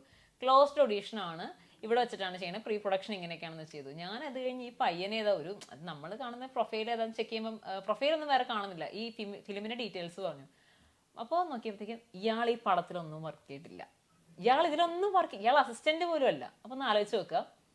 ഇപ്പൊ എന്നോട് ഇത് പറഞ്ഞു, ഓക്കെ നമ്മളിത് അത്യാവശ്യം നമുക്ക് പരിചയമുള്ളവരെ ആരെങ്കിലും ഉണ്ടെങ്കിൽ നമ്മൾ കണക്ട് ചെയ്ത് ചോദിച്ചു. ഇതൊന്നും അറിയാത്തൊരു കുട്ടി ചിലപ്പോൾ നേരത്തെ ഇയാൾ പറഞ്ഞു തന്നെ ഇയാൾ വെയിറ്റ് ചെയ്തിരിക്കുക, അടുത്ത ദിവസം ക്ലോസ് ഓഡീഷനിൽ വെയിറ്റ് ചെയ്തിരിക്കാൻ പുള്ളി എന്ന് പറഞ്ഞാൽ. എൻ്റെ ചില ഫ്രണ്ട്സ് പറഞ്ഞു നമുക്ക് പോകാം, എന്നിട്ട് നമ്മൾ മറ്റേ ലൈവായിട്ട് തന്നെ തുറക്കാം, അവർ ഓപ്പൺ ചെയ്ത് തന്നെ നമുക്ക് ലൈവ് പോകാം, ഇവിടെ ക്ലോസ് ഓഡീഷൻ എന്താ നടക്കുന്നത് നമുക്ക് അറിയാമെന്ന് പറഞ്ഞിട്ട്. പക്ഷെ എനിക്ക് ഇതിന് താല്പര്യം തോന്നിയില്ല, കാര്യം നമ്മൾ വെറുതെ ടൈം വേസ്റ്റ് അല്ലേ. പക്ഷെ ഒരു കണക്കിന് വേണമെങ്കിൽ നമ്മൾ അങ്ങനെ ചെയ്തിരുന്നെങ്കിൽ നമ്മളന്ന് അതിലൂടെ നമുക്കേ ഞാൻ പറഞ്ഞു 10 പേരെ കാണിക്കുകയും ചെയ്യാം ഇതുപോലെ ആൾക്കാരുണ്ടെന്ന് പറഞ്ഞിട്ട്. ഒന്നുമില്ല. ഞാൻ പറഞ്ഞു ചിലപ്പോൾ അവൻ്റെ വീട്ടിലിരിക്കുമായിരിക്കും, വീട്ടിലിരുന്നിട്ട് എങ്ങനെ പറയും ഈ ക്ലോസ് ഓഡീഷൻ്റെ കാര്യമൊക്കെ പറഞ്ഞത്. അപ്പൊ ഞാനതാ പറഞ്ഞത്, ഇങ്ങനെ കുറെ ആൾക്കാരുണ്ട്. ഞാൻ പറഞ്ഞത് നമ്മൾ ഇതിനകത്ത് ഇപ്പം ഇനി വരാനുള്ള കുട്ടികളല്ല, ഇപ്പോൾ ഓൾറെഡി ഉള്ളവർക്ക് തന്നെ ഇങ്ങനെ കിട്ടിക്കൊണ്ടിരിക്കുന്നുണ്ട്. പക്ഷെ നമ്മളത് കറക്റ്റായിട്ട് ചൂസ് ചെയ്യാന്നുള്ള കാര്യമാണ്. അത് വേണ്ടെങ്കിൽ അത് വേണ്ട, അത് ക്ലോസ് ചെയ്ത് കിട്ടുമെന്ന് പറഞ്ഞാൽ. പിന്നെ വരാനുള്ളവരുടെ കേസ് എന്ന് പറഞ്ഞാൽ ഇപ്പം അത് നമുക്ക് എന്താ പറയുക, ഓരോരുത്തർ അവരുടെ ആഗ്രഹം പോലെ ഇരിക്കും. ഇനിയിപ്പോൾ ആരും വരുന്നില്ല എന്നുള്ളൊരു സംഭവം അങ്ങനെ. ഇപ്പം ഞാൻ ചോദിക്കട്ടെ, 2 വീലേഴ്സ് ഓടിച്ചു കഴിഞ്ഞാൽ അപകടം ഉണ്ടാവും. എൻ്റെ അമ്മ പറയുന്നൊരു കാര്യമാണ്, അതായത് 2 വീലർ ഓടിക്കരുത് കേട്ടോ എന്ന് പറയും. ഞാൻ നോക്കുമ്പോൾ ഇഷ്ടംപോലെ ആൾക്കാർ 2 വീലർ ഓടിക്കുന്നുണ്ട്, പക്ഷെ ഞാൻ ഓടിക്കുന്നില്ല. ശരിയാ, ഞാൻ ഓടിക്കുന്നില്ല. കാര്യം എന്താണെന്ന് വെച്ചാൽ എനിക്കതിൽ ഞാൻ പറയാം, എനിക്ക് കോൺഫിഡൻസ് ഇല്ല. അല്ലെങ്കിൽ ഇപ്പം ശരിയാ ഇനിയിപ്പോൾ ഓടിച്ച പ്രശ്നമാവും, പക്ഷെ എനിക്ക് ഡ്രൈവിംഗ് വേണം, ആവശ്യമുണ്ട് എന്ന് പറയാണ്. പിന്നെ നമ്മുടെ താല്പര്യമാണ് ഈ പറഞ്ഞ പോലെ. അതുപോലെ തന്നെയാണ് നമ്മൾ അപകടം ഉണ്ടാവും എന്ന് നമുക്കറിയാം ചിലപ്പോൾ പോയി കഴിഞ്ഞാൽ, പക്ഷെ നമ്മൾ സേഫായിട്ട് ചെയ്യാന്നുള്ളൊരു കാര്യം, സേഫായിട്ട് പോകാന്നുള്ള കാര്യമാണ്. അപ്പം അത് എനിക്ക് പറയാനുള്ളത്, വരുന്ന കുട്ടികളാണെങ്കിലും ഏത് മേഖലയാണെങ്കിലും സേഫായിട്ട് തന്നെ പോവുക. പിന്നീട് നമ്മളൊരു ചർച്ചയ്ക്ക് ഒരു വിഷയമാക്കേണ്ട കാര്യമായിട്ട് മാറ്റാണ്ട് എന്ത് കാര്യങ്ങളും അപ്പം റിയാക്ട് ചെയ്യുക, അങ്ങനെ പോവുക, അത്രേ ഉള്ളൂ. നീരജ തന്നെ ഒരു സ്റ്റേറ്റ്മെന്റ് പറഞ്ഞിരുന്നു, ഈ സീരിയലിന്റെ പാറ്റേൺസ് മാറണം എപ്പോഴും. അത് കുറച്ച് എനിക്ക് തോന്നുന്നു ഒരു വിമർശനം എന്നുള്ള രീതിയിലേക്ക് വന്നിരുന്നു. എന്താ പിന്നെ നമ്മളിപ്പോ ചെയ്ത വർക്കുകളാവട്ടെ, എന്ത് കാര്യത്തിനെ പറ്റി നമ്മളൊരു അഭിപ്രായം പറയുമ്പം ഇത് കാണുന്നവര് വിചാരിക്കുന്നത് ഇവര് നെഗറ്റീവ് സെൻസിലാണോ പറയുന്നതാണ്. ശരിക്കും പറഞ്ഞ നെഗറ്റീവ് സെൻസിലല്ല. ഇപ്പം നമ്മൾ ഇതൊക്കെ ചെയ്തുകൊണ്ടൊക്കെയാണല്ലോ നമ്മളിവിടെ ഇരിക്കുന്നത്, അല്ലേ? അപ്പം നമുക്ക് ഇതിനെപ്പറ്റി പറയാനും നമുക്കൊരു ഇതുണ്ട്. ഞാൻ പറഞ്ഞു വന്നെന്ന് വെച്ചാൽ നമ്മളെപ്പോഴും ഇപ്പം വ്യത്യസ്തമായ സബ്ജക്റ്റുകളാണ് സിനിമകളിൽ വരുന്നത്. സിനിമകൾ ഒന്ന് ആലോചിച്ച് നോക്കാം, സിനിമകളിൽ എന്നും ഒരേ സംഭവങ്ങളാണ് കാണിച്ചിരുന്നെങ്കിൽ സിനിമകൾ കാണാൻ ആരും വരില്ലായിരുന്നു തീർച്ചയായിട്ടും. പിന്നെ നമുക്ക് ഒരു കാര്യം പറയാതിരിക്കാൻ വയ്യ, നമ്മുടെ ബഡ്ജറ്റ് എന്ന് പറഞ്ഞൊരു സംഭവമുണ്ട് സീരിയലാവട്ടെ. അപ്പം ആ ഒരു ബഡ്ജറ്റിൽ വെച്ചിട്ടാണ് ഇവരെപ്പോഴും ആലോചിക്കുന്നത് ഇതെങ്ങനെ ഫിനിഷ് ചെയ്യാം. ഈ എല്ലാ മന്തും ഒരു 15 days ഒക്കെ ആയിരിക്കും ഷൂട്ട് വരുന്നത്. അപ്പം എന്ത് സബ്ജക്റ്റ് കാണിക്കാന്ന് പറയുമ്പം പിന്നെയും തിരിഞ്ഞു വരുന്നത് ഇതിലേക്ക് തന്നെയാണ്. അതാണ് നല്ല സബ്ജക്റ്റ് വന്ന് നോക്കട്ടെ. എനിക്ക് തോന്നുന്നു ഇപ്പം നമ്മുടെ യൂട്യൂബിലൊക്കെ ഈ പറയുന്ന ഷോർട്ട് ഫിലിം, വെബ് സീരീസ് ഒക്കെ നമ്മൾ കാണുന്ന സബ്ജക്റ്റുകൾ സീരിയൽ വന്നോട്ടെ, ഈ കാണുന്ന യൂത്ത് ആളുകൾ മുഴുവനും എനിക്ക് തോന്നുന്നു ടെലിവിഷൻ കാണും തീർച്ചയായിട്ടും. അല്ലെങ്കിൽ ഇപ്പൊ ആരും കാണുന്നില്ല. കാണാറുണ്ടോ? TV കാണാറുണ്ടോ? ഇല്ല, ഞാനും കാണാറില്ല. അതാണ് ഞാൻ നേരത്തെ തന്നെ ഞാൻ ചെയ്ത പ്രോജക്റ്റുകളായിരുന്നു കൂടുതലും കണ്ടോണ്ടിരുന്നത്. അതെ. എന്തുകൊണ്ടാണ് അങ്ങനെ ചിന്തിച്ചിട്ടുണ്ട്? അതായത് സീരിയലിൽ മാത്രം ഒരു മാറ്റം വരാത്ത എന്തുകൊണ്ടാണ്? പക്ഷെ എനിക്ക് തോന്നുന്നു ഇപ്പൊ ലേറ്റസ്റ്റ് വരുന്ന 1-2 സീരിയലിലൊക്കെ പുതിയ പുതിയ സംഭവങ്ങളൊക്കെ കണ്ടു. സീരിയലിൽ മാറ്റം വരാത്തത് അതായത് ഓൾവേസ് ആൾക്കാരോട് ചോദിച്ചു കഴിഞ്ഞാലുണ്ടല്ലോ എപ്പോഴും കരച്ചിലാണ്, അങ്ങനെ ഒരു പറച്ചിലുണ്ടല്ലോ. അങ്ങനെയല്ലേ? എന്തുകൊണ്ടായിരിക്കും? ഒരു സീരിയൽ ആക്ട്രസ് ആയതുകൊണ്ട് അങ്ങനെ ചോദിക്കാലോ. കഥയില് പറഞ്ഞതും നമ്മൾ ആൾക്കാരിലേക്ക് കൊടുക്കുന്നതും രണ്ട് സംഭവം എനിക്ക് തോന്നി. കാര്യം നായിക എന്ന് പറയുന്നത് എന്നും കരയണം. അതെങ്ങനെ പോയാലും ഏത് വഴി കൂടെ കറങ്ങി തിരിഞ്ഞ് പോയാലും കരയണം. അതുകൊണ്ട് തന്നെയാണ് നമ്മൾ തുടക്കമേ അങ്ങനെ കൊടുക്കുന്നത്. അത് ഒരു പക്ഷേ സെന്റിമെന്റ്സ് വർക്കാകും, ആൾക്കാർക്ക് ഇഷ്ടമാണെന്ന് തോന്നി. മറ്റുള്ളവർ എന്താ പറയുക നശിഞ്ഞു പോണത് കാണാൻ അല്ല, എനിക്ക് തോന്നുന്നു ഭൂരിഭാഗം ആൾക്കാർക്ക് അങ്ങനെയാണ്. സീരിയൽ എന്ന് പറഞ്ഞാൽ കരയണം. അതെന്താ വെച്ചാൽ ആൾക്കാര് അവരുടെയൊക്കെ കുടുംബത്തിൽ എനിക്ക് തോന്നുന്നു ചിലപ്പോൾ നമ്മൾ എന്തെങ്കിലുമൊക്കെ ഒരു പ്രശ്നങ്ങളൊക്കെ ഉണ്ടാവുമല്ലോ. അപ്പൊ ഈ ആൾക്കാർക്ക് എപ്പോഴും ഇതിനെപ്പറ്റി സംസാരിക്കാം. ഇപ്പൊ നാട്ടിൽ ഓരോന്ന് പ്രശ്നങ്ങളുണ്ടാവും, സംസാരിക്കില്ല. അപ്പൊ അതുപോലെ ഏത് നടക്കണ കുടുംബത്തിൽ കിടക്കണ പ്രശ്നങ്ങൾ കണ്ട് നമുക്കിരുന്ന് ആസ്വദിക്കുക. അത് തന്നെയായിരിക്കും സെൻസ് വർക്കാവുന്നത്. അല്ല, അതിന് കാണാൻ ഇവരിപ്പം റേറ്റിംഗ് എടുക്കുമല്ലോ. ഇതൊന്നും ആരും കാണുന്നില്ലെന്നാണ് ഒരു റിപ്പോർട്ട് വരുന്നെങ്കിൽ പിന്നെ ഈ പാറ്റേൺ ഒക്കെ മാറും. ഇപ്പോഴും കാണുന്നുണ്ടാവും. പക്ഷെ നമ്മളൊക്കെ ഇനിയിപ്പോ ഒരു 10 വർഷമൊക്കെ കഴിഞ്ഞ് 15 വർഷം കഴിഞ്ഞ് അല്ലേ ഇത് ആര് കാണും അല്ലേ? ഒന്ന് ചിന്തിച്ചിട്ടുണ്ട്. പറയാൻ പറ്റില്ല, ചിലപ്പോ നമ്മളൊക്കെ തന്നെ കാണുന്നല്ലേ. ചേഞ്ച് വന്നേക്കാം. അതെ അതെ. ഇപ്പൊ പറഞ്ഞു വരുമ്പോ മമ്മൂക്ക, ഉണ്ണി മുകുന്ദൻ, ഇപ്പൊ ലേറ്റസ്റ്റ് ധ്യാൻ ശ്രീനിവാസനൊപ്പം വരെ അഭിനയിച്ചു. അപ്പൊ നീരജയ്ക്ക് തന്നെ തോന്നിയിട്ടുണ്ടോ ഞാൻ ഇങ്ങനെ അഭിനയിക്കുമ്പോ ഒരു ഗ്യാപ്പ് വരുന്നുണ്ട് എന്ന് എപ്പോഴും? ഗ്യാപ്പ് അത് എനിക്ക് തോന്നിയിട്ടുണ്ട്. കാര്യം വെച്ചാൽ അതിനകത്ത് പ്രധാനപ്പെട്ട കാരണം എന്ന് പറഞ്ഞാൽ ഇപ്പം നമുക്ക് കുറേ കോണ്ടാക്റ്റുകൾ വെക്കുക, നമ്മളൊരു സർക്കിൾ മെയിൻറ്റെയിൻ ചെയ്യുക, അങ്ങനെ തന്നെയാണ്. ഞാൻ എന്താണെന്ന് വെച്ചാൽ എൻ്റെ ഒരു പോരായ്മയാണത്. കാരണം നമ്മൾ ഇപ്പം മാസ്റ്റർ പീസ് ആവട്ടെ അല്ലെങ്കിൽ ഇരയാവട്ടെ, ഇത് കഴിഞ്ഞ ഉടനെ ഇപ്പം അത് കണ്ടിട്ട് വർക്കിന്ന് വിളി വരുമെന്ന് വിചാരിക്കുന്നത് അങ്ങനെ ഇരുന്നിട്ട് കാര്യമില്ല. നമ്മൾ പിന്നെ വീണ്ടും അടുത്തയിലേക്ക് എന്താ ചെയ്യേണ്ടത്. പിന്നെ അതിനിടയിൽ നമ്മൾ ഈ ഞാൻ പറഞ്ഞ ടെലിവിഷൻ ചെയ്യുന്നുണ്ട് കേട്ടോ, അതിൻ്റെ ഇടയിൽ നമ്മൾ ഇതും വരുന്നുണ്ട്. പിന്നെ കുറച്ച് ആളുകൾക്ക് പിന്നെ നമ്മൾ ഒരു വർക്കിലേക്ക് കാസ്റ്റ് ചെയ്യുമ്പോൾ ആ സമയത്ത് ഒരു ടെലിവിഷൻ പ്രോജക്റ്റ് ചെയ്യുന്നുണ്ടെങ്കിൽ അത് പ്രശ്നമായിട്ടുണ്ട്. അങ്ങനെ വന്നിട്ടുള്ള വർക്കുകളുണ്ട്. ഇപ്പം നല്ല വർക്കൊക്കെ വന്നിട്ട് നമ്മൾ ടെലിവിഷൻ പ്രോജക്റ്റ് ആ സമയത്ത് ചെയ്യുക, അതിനകത്ത് ഷൂട്ട് കിടക്കുക. ഓ നിങ്ങളിപ്പോൾ ആ വർക്ക് ചെയ്യുന്നുണ്ടല്ലേ, ഓക്കെ. അപ്പോൾ അവർക്ക് അതൊരു താല്പര്യം ഇല്ല. ഞാൻ പറഞ്ഞ ഇത് തന്നെയാണ് ആ മെന്റാലിറ്റി വരുന്നത്. പക്ഷെ എന്നാലും ഞാൻ പറഞ്ഞപ്പോൾ സീരിയലുള്ളവരൊക്കെ വരുന്നുണ്ടല്ലോ. ഇപ്പൊ നമുക്ക് തന്നെ എടുത്തു നോക്കിയാൽ അറിയാം, അത്യാവശ്യം നല്ല ആർട്ടിസ്റ്റുകളൊക്കെ തന്നെ ഫിലിമിലും വരുന്നുണ്ട്. പക്ഷെ ഇനി ആ ഒരു സെറ്റ് ബാക്ക് ഉണ്ടാവാതിരിക്കണം എന്നാണ് എന്റെ ആഗ്രഹം. ആ ഒരു ഗ്യാപ്പേ അത് ഉണ്ടായ ഭയങ്കര ബുദ്ധിമുട്ടാണ്. എപ്പോഴെങ്കിലും ഇങ്ങനെ വിചാരിച്ചിട്ടുണ്ട്, അതായത് എനിക്കിപ്പോ സിനിമയിൽ ഓഫർ കിട്ടുന്നുണ്ട്, സീരിയലിലെ വരുമ്പോ എനിക്ക് ഓഫർ അവിടെ കുറയുന്നുണ്ട്, അതുകൊണ്ട് സീരിയല് ഒഴിവാക്കാം എന്നങ്ങനെ? സീരിയല് ശരിക്കും ഇപ്പോഴത്തെ ഒരു അവസ്ഥ എന്താണെന്ന് വെച്ചാല് നമ്മുടെ ശരി എല്ലാവർക്കും ഓപ്പർച്യൂണിറ്റീസ് കൂടി. അപ്പൊ അതുകൊണ്ടെന്ന് പറഞ്ഞാൽ ഇപ്പൊ നമ്മൾ വന്ന വർഷം ഞാൻ പറഞ്ഞു 2015-16 എന്ന് പറയുമ്പം ഈ അതായത് കോവിഡിന് ശേഷം ഒരുപാട് ആളുകൾക്ക് അവസരം സ്വയം ഇപ്പൊ എല്ലാവർക്കും പബ്ലിസിറ്റി അവർ തന്നെ ഉണ്ടാക്കുന്നുണ്ട് അല്ലേ. ഇപ്പൊ നമുക്കറിയാം റീൽസിലാണെങ്കിലും എല്ലാത്തിലും. അപ്പോൾ ആളുകൾ ഈ ഡയറക്ടേഴ്സ് ആണെങ്കിലും ഇതിലേക്ക് ഈ ടീം ഫോം ചെയ്യുന്ന സമയത്ത് ഇവർ ചൂസ് ചെയ്യുന്നത് ഏത് ആർട്ടിസ്റ്റിനെ വേണം, പഴയ നേരത്തെ ഉള്ളവരെ വിളിക്കണോ, പുതിയ ആൾക്കാരെ വിളിച്ചാൽ പോരെ.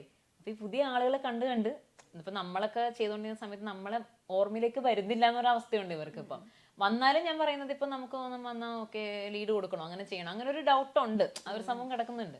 അപ്പൊ നമുക്ക് എപ്പോഴും എന്താ പറയാ ലീഡ് തന്നെ വേണം, നല്ല ക്യാരക്ടേഴ്സ് ചെയ്യണം എപ്പോഴും. നല്ല ഇൻട്രസ്റ്റിംഗ് ആയ ഒരു സംഭവം വന്നു കഴിഞ്ഞാൽ അത് സീരിയലായാലും നല്ലത് തന്നെയാണ്. പക്ഷെ നമ്മളിപ്പോ ഒരു ചെയ്ത് വെച്ചിട്ട് താഴെ ഗ്രാഫ് ആരും ആലോചിക്കില്ലല്ലോ. ഇപ്പൊ കൃഷ്ണേന്ദു ആണെങ്കിലും ഞാൻ പറയാം നമ്മളിതൊരു വർക്ക് ചെയ്തുകൊണ്ടിരിക്കുമ്പോൾ നമ്മൾ അതിൽ നിന്ന് അതിനൊക്കെ താഴേക്ക് പോകാനൊരിക്കലും ആഗ്രഹിക്കില്ല, അതിനേക്കാളും നന്നായി മുകളിലേക്ക് വരാനല്ലേ ആലോചിക്കുള്ളൂ. അപ്പൊ അതുകൊണ്ട് നല്ല പ്രോജക്റ്റുകൾ വന്നാൽ സീരിയലാണെങ്കിലും ചെയ്യും.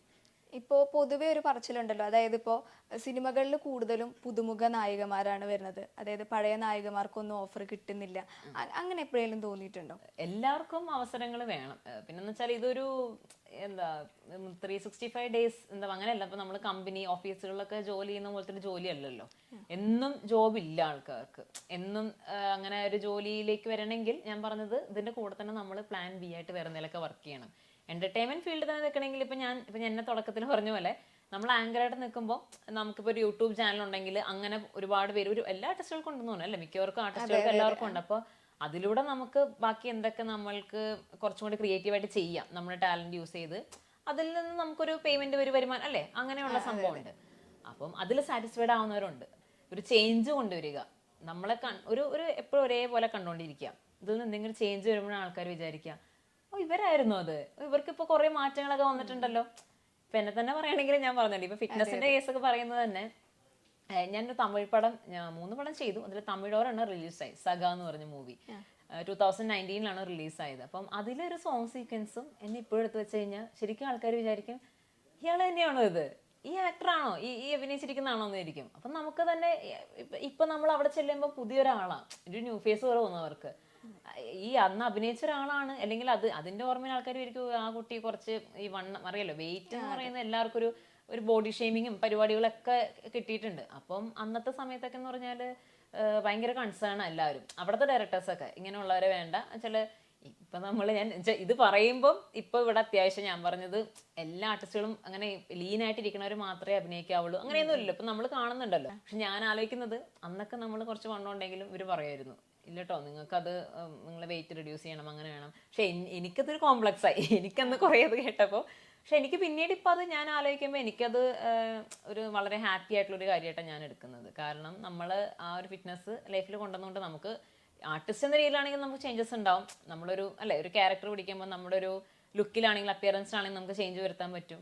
പിന്നെ നമ്മൾക്ക് ഓവറോൾ ഒരു ഫിറ്റ്നസ് എന്ന് പറഞ്ഞാൽ ഹെൽത്ത് നമ്മളുടെ അത് മെയിൻറ്റെയിൻ ചെയ്യാം. അങ്ങനെ അപ്പോൾ എപ്പോഴും ഒരു ചേഞ്ച് കൊണ്ടുവരിക, അതാണ് എനിക്ക് തോന്നുന്നത്. ആർട്ടിസ്റ്റുകൾ ഞാൻ പറഞ്ഞ വർക്കിലേക്ക് വരികയാണെങ്കിൽ അപ്പം നമുക്ക് എപ്പോഴും നിലനിൽക്കാൻ പറ്റും ഈ ഫീൽഡിൽ നിന്നാണ് തോന്നുന്നത്. ഈ ഫീൽഡിൽ ശരിക്കും ഇപ്പോൾ സീരിയലാണെങ്കിലും സിനിമയാണെങ്കിലും അങ്ങനെ ഒരു പ്രശ്നമുണ്ടോ? അതായത് നമ്മൾ നമ്മുടെ ബോഡി എപ്പോഴും ശ്രദ്ധിക്കണം, അതായത് ഇപ്പോൾ ആക്ട്രസ് ആണെങ്കിൽ പ്രത്യേകിച്ച് നമ്മൾ ഭയങ്കര കെയർ കൊടുക്കണം, അങ്ങനെയൊക്കെ ഉണ്ടോ? അതായത് ഈവൻ ബ്യൂട്ടി ആണെങ്കിലും നമ്മുടെ ബാക്കി കാര്യങ്ങളാണെങ്കിലും. അല്ല, എനിക്ക് തോന്നുന്നത് എന്തായാലും നമ്മളൊരു ബേസിക്കലി നമ്മുടെ ബോഡി ഹെൽത്ത് നമ്മളെപ്പോഴും ശ്രദ്ധിക്കണം. അത് ഈ ഫീൽഡിൽ ഇല്ലാത്തവരാണെങ്കിലും നമുക്ക് എന്നാലും നമ്മുടെ ജോലി ചെയ്യാൻ പറ്റുള്ളൂ. പിന്നെ പ്രത്യേകിച്ച് നമ്മൾ മുഖം കൊണ്ട് എന്താ പറയുക, നമ്മളെ ആക്ഷൻസും നമ്മുടെ കണ്ണ്, ഈ പറഞ്ഞ ഫേസ്, ഇതൊക്കെ ആണെങ്കിലും ആളുകൾ ഇപ്പം നമ്മൾ കേട്ടിട്ടില്ലേ ബോളിവുഡിൽ വരെ ചിലവർ ഇൻഷുറൻസ് വരെ ചെയ്യുന്ന പറയില്ല അവരുടെ ബോഡി പാർട്സ് എന്ന് പറഞ്ഞ പോലെ. അല്ല, അങ്ങനെയല്ല, നമ്മളെപ്പോഴും ഒരു കരുതൽ വേണം. കാര്യം നമുക്ക് എന്തെങ്കിലും ഒരു പ്രത്യേകിച്ച് ഒരു നല്ല ആക്ടറായിട്ട് നമ്മൾ നിൽക്കണമെങ്കിൽ നമ്മളെപ്പോഴും ഒരു മെയിൻറ്റെയിൻ ചെയ്ത് പോകേണ്ട ഒരു കാര്യമുണ്ട്. ആളുകൾ അംഗീകരിച്ച് തുടങ്ങി കഴിഞ്ഞാൽ പിന്നെ കുഴപ്പമില്ല. പിന്നെ ഞാൻ പക്ഷേ എങ്കിലും കഥാപാത്രങ്ങൾ എപ്പോഴും ഒരേപോലെ ആയിരിക്കില്ല. ഇപ്പം നാളെ ഒരു ആക്ഷൻ പടം ചെയ്യേണ്ടി വന്നു കഴിഞ്ഞാൽ ഈ ബോഡി ചെയ്യാൻ പറ്റും. നമ്മൾക്ക് ആ ഒരു ക്യാരക്ടർ ഡിമാൻഡ് ചെയ്യുന്ന ഒരു അപ്പിയറൻസ് ഉണ്ടാവും. അപ്പം അതുകൊണ്ട് പ്രത്യേകിച്ച് ശ്രദ്ധിക്കണം. ഭയങ്കരമായിട്ടുള്ള ബോഡി ഷേമിംഗ് ഒക്കെ കേൾക്കേണ്ടി വന്നിട്ടുണ്ടോ ഇപ്പോൾ ഈ ഫീൽഡിൽ? അല്ല, ഞാനത് എനിക്ക് തമിഴ് പടങ്ങൾ ചെന്നപ്പം ഇങ്ങനെ ഫീൽ ചെയ്തിട്ടുണ്ട്. കാര്യം നമ്മൾ ഓഡീഷനൊക്കെ ചെന്നിട്ട് അത് കഴിഞ്ഞിട്ട് അവർ പറയും അത് നിങ്ങൾ കുറച്ച് നമ്മൾ പെർഫോമൻസിനല്ല അവർ പറയുന്ന ആ സമയത്ത് അത് നിങ്ങൾ കുറച്ച് ഇങ്ങനെ ബോഡിയിൽ കുറച്ച് ചേഞ്ചസ് വരുത്തണം, എന്നാലും നമുക്ക് ക്യാരക്ടേഴ്സൊക്കെ. പിന്നെ എനിക്കും തോന്നി ആണല്ലേ, ഞാൻ ആ ഡ്രസ്സൊക്കെ ഇട്ടൊക്കെ ഞാൻ ആലോചിച്ചു ശരിയാണ് ഒരു ധാവണി എടുത്തിട്ട്. അതെ അതെ അതെ. അല്ല, ഞാൻ ശരിക്കും അത് ആ ഫോട്ടോ എവിടെയെങ്കിലും ഉണ്ടോന്നറിയില്ല. ഞാൻ ഒരു ബ്ലൂ ധാവണി അല്ലല്ല, അത് സഖയാണ് കേട്ടോ, അതാ പറഞ്ഞ സഖയ. പക്ഷെ ഞാൻ ഈ പറഞ്ഞ അതാ മൂവി, ഞാൻ ചെയ്ത മൂവി. പക്ഷെ അതിനേക്കാളും മുൻപ് ഒരു ഓഡീഷന് പോയൊരു വർക്കുണ്ട്. അപ്പോൾ അത് എനിക്കൊരു ഫസ്റ്റ് ഓഡീഷൻ 2015 എന്തൊരു ഓഡീഷന് പോയിട്ടുണ്ട്. അപ്പോൾ ആ ടൈമിനാണ് എനിക്ക് അത് പിന്നീട് ആരും കണ്ടിട്ടില്ല, അതിന്റെ ഓഡീഷൻ സ്റ്റില്ലൊന്നും എവിടെയും കണ്ടിട്ടില്ല. അപ്പൊ അന്ന് മുതലേ എന്താ പറയാ, നമ്മളന്ന് ആലോചിക്കുന്നു, നമുക്കന്ന് മൊത്തം അഭിനയത്തോടുള്ള ഇതാ. അതുകൊണ്ട് നമ്മൾ ഇതൊന്നും ശ്രദ്ധിക്കുന്നില്ല, ഇങ്ങനെ ഇരിക്കണം. ആ സമയത്തൊക്കെ അറിയാലോ നമ്മൾ അന്നത്തെ തമിഴ് നായികമാരും എല്ലാവരും എങ്ങനെ ഇരിക്കണെന്നൊക്കെ അറിയാലോ. എല്ലാവരും ഇപ്പൊ ഞാൻ പറയല്ലേ അന്നത്തൊക്കെ നമ്മൾ കുറെ എടുത്തു നോക്കി. പിന്നെ ഒരുപാട് ആർട്ടിസ്റ്റുകൾ. അപ്പൊ ഇവർക്കൊരു ഭയങ്കര പിന്നെ ഫെയർ ആയിരിക്കണം. ഓക്കെ, അവിടുത്തെ ഒരു കൺസെപ്റ്റ് അങ്ങനെയായിരുന്നു പറഞ്ഞ ഈ തമിഴിൽ. പക്ഷെ ഇപ്പൊ പിന്നെ എനിക്ക് തോന്നുന്നു കുറെ പടങ്ങള് ഒരുപാട് നല്ല സബ്ജക്റ്റുകൾ മാറി മാറി വരുമ്പം നായിക ഒരിക്കലും ഇങ്ങനെ ഇരിക്കണം എന്നില്ല അല്ലേ. നമ്മൾ എടുത്തു നോക്കിയാൽ തന്നെ അറിയാം, നമ്മുടെ തന്നെ മലയാളത്തിലുള്ളവർ തന്നെ ഓരോ കഥാപാത്രത്തിന് അനുസരിച്ചിട്ടാണല്ലോ വരുന്നത്. അല്ലാതെ എല്ലാവരും ഒരേപോലെ ഇരിക്കണം അങ്ങനെയില്ല. ഇപ്പൊ കുറെ ചേഞ്ച് വന്നു. ഇപ്പൊ ഇങ്ങനെ ബോഡി ബ്യൂട്ടി അതൊന്നും ആൾക്കാർ റോയ് ആയിട്ട് കാണുക, എല്ലാരും നല്ല നാച്ചുറൽ ആയിട്ട് വരിക, അങ്ങനത്തെ ഒരു സംഭവമാണ് ആൾക്കാർ എക്സ്പെക്ട് ചെയ്യുന്നത്. സിനിമകളിൽ അങ്ങനെ എക്സ്പെക്ട് ചെയ്യുന്നുണ്ട്.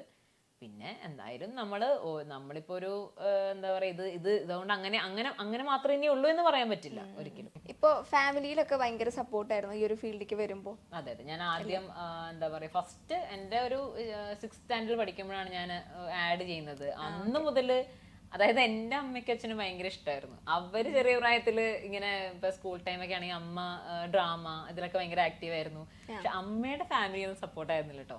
അതായത് പണ്ടുള്ള ആൾക്കാർക്കൊരു ഇപ്പോഴും ഉണ്ട് തോന്നുന്നു, അതായത് ഫിലിമും അതുപോലെ തന്നെയാണ് ഈ പാർലർ ഉണ്ടല്ലോ, ബ്യൂട്ടി പാർലർ, ഇതൊന്നും ഇഷ്ടമല്ല. പക്ഷെ പണ്ടത്തെ ആൾക്കാർക്ക് എന്ന് പറഞ്ഞാൽ അതിലേക്ക് പോകുന്നവരൊക്കെ ചീത്തയാ, അങ്ങനെ ഒരു സംഭവം ഉണ്ട്. പഴയ അമ്മമാർക്കും അങ്ങനെയുണ്ട്. അപ്പൊ അങ്ങനെയൊക്കെ ഉള്ളതുകൊണ്ട് അമ്മയ്ക്കൊന്നും അന്നത്തെ സമയത്ത് ഇപ്പൊ ഒരു 10th സ്റ്റാൻഡേർഡ് +1 +2 പഠിച്ചപ്പോൾ അമ്മയ്ക്കൊന്നും വരാൻ പറ്റിയിട്ടുണ്ടായില്ല. പക്ഷെ പിന്നീട് അമ്മ പക്ഷെ വർക്ക് ചെയ്തിട്ടുണ്ട് കേട്ടോ. കാര്യം അമ്മയ്ക്ക് കുറച്ച് ഫ്രണ്ട്ഷിപ്പും കുറച്ച് കോൺടാക്ട്സ് ഉള്ള അമ്മ 2-3 മൂവീസ് ഒക്കെ ചെയ്തിട്ടുണ്ട്. പക്ഷെ നമ്മുടെ ഫീൽഡ് അമ്മ HR റിക്രൂട്ട്മെന്റ് ഫീൽഡിലായിരുന്നു. ഇപ്പം അതുപോലെ തന്നെ എന്താ പറയാ, എപ്പോഴും നമ്മുടെ കൂടെ ത്രൂ ഔട്ട് ഉണ്ട്. കാര്യം അമ്മ ഏത് വർക്കിലായിക്കോട്ടെ അമ്മയുടെ ഒരു ഗൈഡൻസ് എല്ലാ കാര്യങ്ങളും ഉണ്ട്. അച്ഛനാണെങ്കിലും അതാണ് ഏറ്റവും വലിയൊരു ശക്തി. കാര്യം അവർക്ക് ഇഷ്ടമല്ലായിരുന്നെങ്കിൽ എനിക്ക് ഭയങ്കര ബുദ്ധിമുട്ടായിരുന്നേനെ, ഉള്ള കാര്യം പറയാം. കാര്യം എന്ന് വെച്ചാൽ ഞാൻ കുറച്ചൊക്കെ എന്ന് പറഞ്ഞാൽ നമ്മുടെ വീട്ടുകാരെന്ത് പറയുന്നു ഇതൊക്കെ നമ്മൾ ശ്രദ്ധിക്കുന്നത് ഇതാണ്, എപ്പോഴും നമ്മൾ അപ്ഡേറ്റ് ചെയ്യുക, അങ്ങനത്തെ ഒരു ഒരു ഒരു സ്വഭാവമാണ് എൻ്റേത്. അപ്പം അതുകൊണ്ട് അവരന്ന് ഭയങ്കരമായിട്ട് എതിർത്തിരുന്നെങ്കിൽ ഒരുപക്ഷെ ഭയങ്കര ബുദ്ധിമുട്ടായിരുന്നേനെ വരാൻ വേണ്ടി. പിന്നെ ഞാൻ അങ്ങനെ എനിക്ക് തോന്നണേ ആഗ്രഹം ഉണ്ടായിരുന്നെങ്കിലും ആ തുടക്കകാലം എനിക്ക് അങ്ങനെ ഒരുപാട് ഹാർഡ് വർക്ക് ചെയ്യേണ്ടി വന്നിട്ടില്ല. ആ ഒരു സപ്പോർട്ട് എനിക്ക് ഉണ്ടായതുകൊണ്ട്. പക്ഷെ ഇനി അങ്ങോട്ട് നന്നായിട്ട് ഹാർഡ് വർക്ക് ചെയ്യണം. കാര്യം എന്ന് വെച്ചാൽ നമ്മൾ ഈ പറഞ്ഞ പോലെ നമ്മുടെ ടാലന്റ് ആണെങ്കിലും പിന്നെ നമുക്കൊരു പ്ലാറ്റ്ഫോം ഉണ്ടല്ലോ. ഇപ്പൊ ഞാൻ ഇന്ന് ആളൊരു സിനിമയെ മാത്രമല്ല, നമ്മളിപ്പോ ഒരു കണ്ടന്റ് അവതരിപ്പിക്കുകയാണ്, നമ്മളൊരു ദിവസം കൊണ്ടാണ് ആളുകൾ നമ്മുടെ ഇത് ഇത്രയും ഭയങ്കര രസമായിട്ടാണ് ഇവർ ചെയ്യുന്നത്, നമുക്ക് അതനുസരിച്ചുള്ള ഒരുപാട് കാര്യങ്ങൾ സംഭവിക്കുന്ന ഓപ്പർച്യൂണിറ്റീസ് വരുന്നുണ്ട്. അപ്പൊ അതുകൊണ്ട് നമ്മൾ ഈ ഫീൽഡിൽ ഇങ്ങനെ തന്നെ നിന്ന് പോകണം. അതിനെന്തായാലും പാരന്റ് സപ്പോർട്ട് ഉണ്ട്. ഇനി എങ്ങനത്തെ കഥാപാത്രങ്ങൾ ചെയ്യണം എന്നിപ്പോ ആഗ്രഹം ഇനിയുള്ളത്? എനിക്ക് കഥാപാത്രം എനിക്ക് ഭയങ്കര ടഫായിട്ടുള്ള ക്യാരക്ടേഴ്സ് ചെയ്യണമെന്ന് ആഗ്രഹമുണ്ട്. അതെ, അതായത് ഇപ്പം നമ്മളുടെ ഒരു നേച്ചർ, എൻ്റെ ഒരു നോർമൽ ബിഹേവിങ് സ്വഭാവങ്ങളൊക്കെ എല്ലാവർക്കും അറിയാൻ പറ്റും നമ്മൾ ചെയ്യുമ്പോൾ. അതല്ലാതെ വേറൊരു ക്യാരക്ടർ മാത്രമായിട്ട് നമ്മളെ കാണണം, ആ കഥാപാത്രത്തിൽ ഞാൻ ഉണ്ടാവരുത് തീർച്ചയായിട്ടും. ഇപ്പം എനിക്ക് തോന്നുന്നു ഒരു പരിധി വരെ ഇപ്പം ലാസ്റ്റ് ചെയ്ത പാർട്ട്നേഴ്സിൽ തമിഴ് ക്യാരക്ടറായിരുന്നു അഴകി എന്ന് പറഞ്ഞ്. സ്ക്രീൻ സ്പേസ് വെച്ച് നോക്കുകയാണെങ്കിൽ സ്ക്രീൻ സ്പേസ് ഉണ്ട്, പക്ഷേ തമിഴ് ക്യാരക്ടർ ആയതുകൊണ്ട് തമിഴ് ഡയലോഗ്സ് ആണ് ഡെലിവർ ചെയ്തിരിക്കുന്നത്. അപ്പം ഫ്രെയിമിൽ വരുമ്പോൾ ഒരാൾ നിൽക്കുന്ന പോലെ ഫീൽ ചെയ്യുന്ന ആൾക്കാർ പറഞ്ഞിട്ടുണ്ട്. തീർച്ചയായിട്ടും അത് വേറൊരാളായിരുന്നല്ലോ, ഈ ആളായിരുന്നു ചെയ്തതെന്ന്. അപ്പം ഞാൻ പറയും ഇനി കുറച്ചും കൂടെ നല്ല സ്ട്രോങ് ആയിട്ട് ക്യാരക്ടേഴ്സ് വരുമ്പോൾ ഡെഫിനറ്റ്ലി എന്താ പറയുക, അങ്ങനെ തന്നെ ഓരോ കഥാപാത്രത്തെ നമ്മൾ ഓരോ വ്യക്തികളാണ് എന്ന് തോന്നിക്കുന്ന രീതിയിൽ ചെയ്യണം. പക്ഷെ എനിക്ക് തോന്നുന്നു പാർട്ട്നേഴ്സിന്റെ പോസ്റ്റർ കണ്ടപ്പോ ധ്യാനിന്റെ പേരായിട്ടാണ് ധ്യാനിന്റെ പേര് ആക്ച്വലി അതിനകത്ത് അങ്ങനെ ഒരു പേര് ആണ്, ഒരു പേര് വെച്ചിട്ട് സ്ട്രോങ് ആയിട്ട് പോയ ലീഡ് സ്റ്റോറി അല്ല അത്. ഇപ്പൊ ധ്യാനിന്റെ പേരായിക്കോട്ടെ സാറ്റ്ന ടൈറ്റസ് ആണ് പേരായിട്ട് അവതരിപ്പിച്ചിരിക്കുന്നത്. അപ്പം അവരുടെയും അങ്ങനെ ഒരു അതിനകത്ത് സ്റ്റോറിയാണ് അതിനകത്ത് ഹൈലൈറ്റ്. അപ്പം ധ്യാനിന്റെ കൂടെ കോമ്പിനേഷൻസ് ഉണ്ടായിരുന്നു. പിന്നെ നമുക്കും ഒരു അപ്രീസിയേഷൻ കിട്ടിയെന്നുള്ള കാര്യമാണ്. ഇപ്പൊ സഞ്ജു ശിവറാം ഞങ്ങളുടെ ആ ഒരു കോംബോയ്ക്കും ഒരു ഇത് കിട്ടിയിട്ടുണ്ട് എന്തായാലും. അപ്പം ഇനി നല്ല നല്ല സബ്ജക്ട് മെജോറിറ്റി ആൾക്കാരും ആ ഒരു രീതിയിലാണ് ചിന്തിച്ചിട്ടുള്ളത്. ഇപ്പൊ നമ്മള് പോസ്റ്റിന് താഴെയൊക്കെ എടുത്തു കഴിഞ്ഞാൽ അതിപ്പോ എന്താ വെച്ചാല് പിന്നെ എനിക്ക് തോന്നുന്നു ആ സമയത്ത് വേറൊരു കാര്യം കൂടെ എന്ന് വെച്ചാൽ ഇപ്പൊ നമ്മൾ 3 പേര്, ദേവകി രാജേന്ദ്രൻ മെയിൻ ക്യാരക്ടർ ചെയ്തിട്ടുണ്ട്, പാർട്ട്നേഴ്സിൽ ഒരു പാർട്ട്ണറായിരുന്നു ദേവകി. അപ്പം അവർക്കൊന്നും എത്താൻ പറ്റിയില്ല ഈ സമയത്ത്. അപ്പൊ ഇവരൊന്നും ഉണ്ടായിരുന്നില്ല. അപ്പൊ നമുക്ക് ആ ടൈമിന് നമ്മൾ ത്രൂ ഔട്ട് ഉണ്ടായിരുന്നു, പ്രൊമോഷനിലും കാര്യങ്ങളൊക്കെ ഉണ്ടായിരുന്നു. അപ്പൊ അവർക്ക് തോന്നി ധ്യാന്റെ ഒപ്പം തന്നെ നിൽക്കുന്ന ഒരു നായിക, അപ്പൊ ധ്യാനും ഈ നായികയും. അത് പക്ഷെ കഥ അതല്ല, സ്റ്റോറി ആയിരുന്നു ആ സിനിമയുടെ ഹൈലൈറ്റ്. ശരിക്കും ധ്യാനം ഉണ്ടെങ്കിൽ കൂടിയും ധ്യാന്റെ ഒരു 1 man ഷോ അല്ല ആ മൂവി, അങ്ങനെ ആയിരുന്നില്ലെന്ന് പറഞ്ഞാല്. കാര്യം കണ്ടവർക്ക് മനസ്സിലാവും. കാര്യം അതിനകത്ത് വേറെ എല്ലാവരും ഈക്വലി ഇമ്പോർട്ടന്റ് ആണ്. ഷാജൻ ചേട്ടനുണ്ട്, പ്രശാന്ത് ചേട്ടനുണ്ട്, അവർക്കൊക്കെ ഭയങ്കര ഇമ്പോർട്ടൻസ്. അതൊന്നും നമ്മൾ ഈ ട്രെയിലർ കാണുന്നവർക്ക് ഏകദേശം തോന്നും. നമ്മളെ പ്രൊമോഷൻസിലൊക്കെ നമ്മൾ വിചാരിക്കുക ധ്യാൻ പുള്ളിയുടെ, പിന്നെ ഇപ്പൊ ധ്യാൻ ചേട്ടൻ എന്ന് വെച്ചാൽ പുള്ളിയുടെ തന്നെ ചില പടങ്ങള് ചില ഒരു എന്താ പറയാ റിപ്പീറ്റേഷൻ വരുന്ന പോലത്തെ വല്ല സ്റ്റോറി ഉണ്ടെങ്കിൽ ആൾക്കാർ വിചാരിക്കും ഇപ്പൊ അതാണോ, പുള്ളി വരുന്നു വെറുതെ നായകൻ അങ്ങനെയൊക്കെ പോകുന്ന സംഭവങ്ങളാണോ എന്ന് വിചാരിക്കും. പക്ഷെ കണ്ടവർക്ക് മനസ്സിലാവും അത് സ്റ്റോറി ആയിരുന്നു അതിന്റെ ഹൈലൈറ്റ്. പിന്നെ ഇനി എന്താ പറയാ കഥാപാത്രങ്ങൾ നമുക്ക് ചലഞ്ചിങ് ആയി വരുന്ന എന്തും ചെയ്യണം, അത് തന്നെയാണ് ആഗ്രഹം.